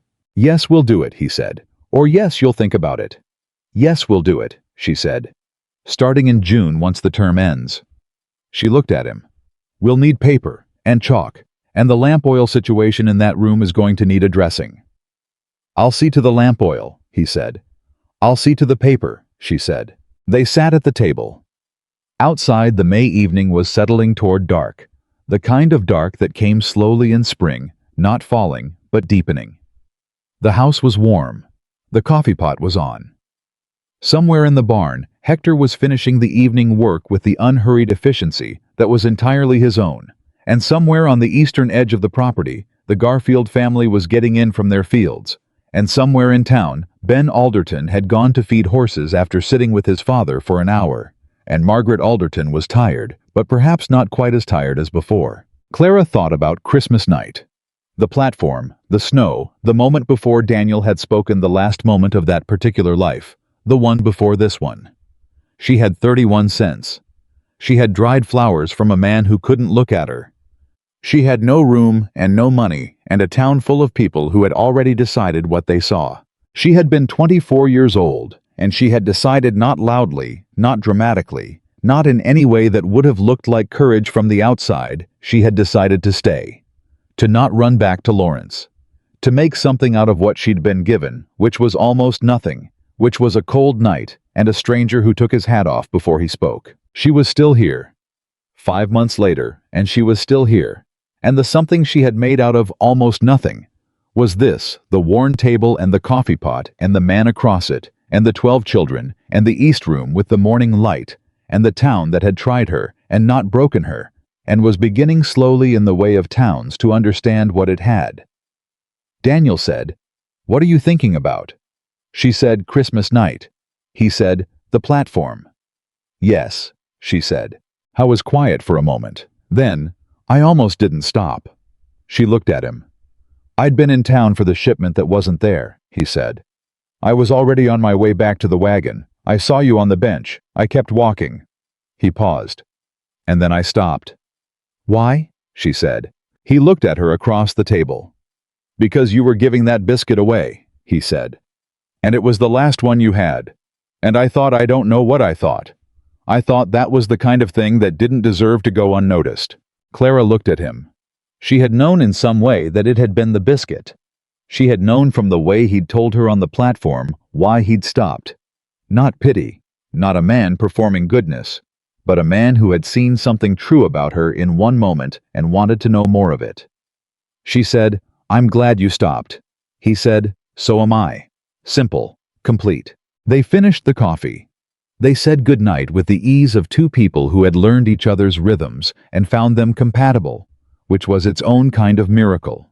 The quiet domestic kind that didn't announce itself, but built day by day into something that held. Clara went to her room. Their room now had been for 2 months, with the window that looked toward the barn and the view of the morning light. And she sat on the edge of the bed and she looked at the windowsill where the dried wildflowers had been and were not anymore. She had put them in the burn barrel in April, the same morning she'd burned Arthur Finch's letter. She did not need them anymore. She had kept them for what they represented: the decision on the platform, the choice to stay, and she had stayed, and the decision had become a life, and you did not need to keep the marker once you'd arrived at the place it pointed to. She thought, "I am exactly where I am supposed to be, not where the world said she was supposed to be, not where Arthur Finch's failure to show up had suggested she was headed. Not where Gerald Alderton's 6 months of maneuvering had tried to put her. Where she was supposed to be. In a house built for more, that was finally more. In a town that had tried to define her and found her impossible to contain. In a life that was ordinary in every way she had once believed was unavailable to her. The morning coffee and the lesson plans and the worn table and the man who took his hat off before he spoke. She thought about the East Room with the morning light and the children who would sit in it starting in June, and the accounts that would be quietly kept, and the spring that had come to Caldwell. The way spring always came, indifferent to the winter that preceded it, simply arriving because it was time. She lay down. She was asleep in minutes, the particular sleep of a woman who had nothing to brace against, no weight to carry through the dark, nothing to protect herself from in the hours ahead. Just a house that was hers, and a life that was hers, and a morning coming that was also hers. All the way through. Without reservation. Without a single thing left to prove.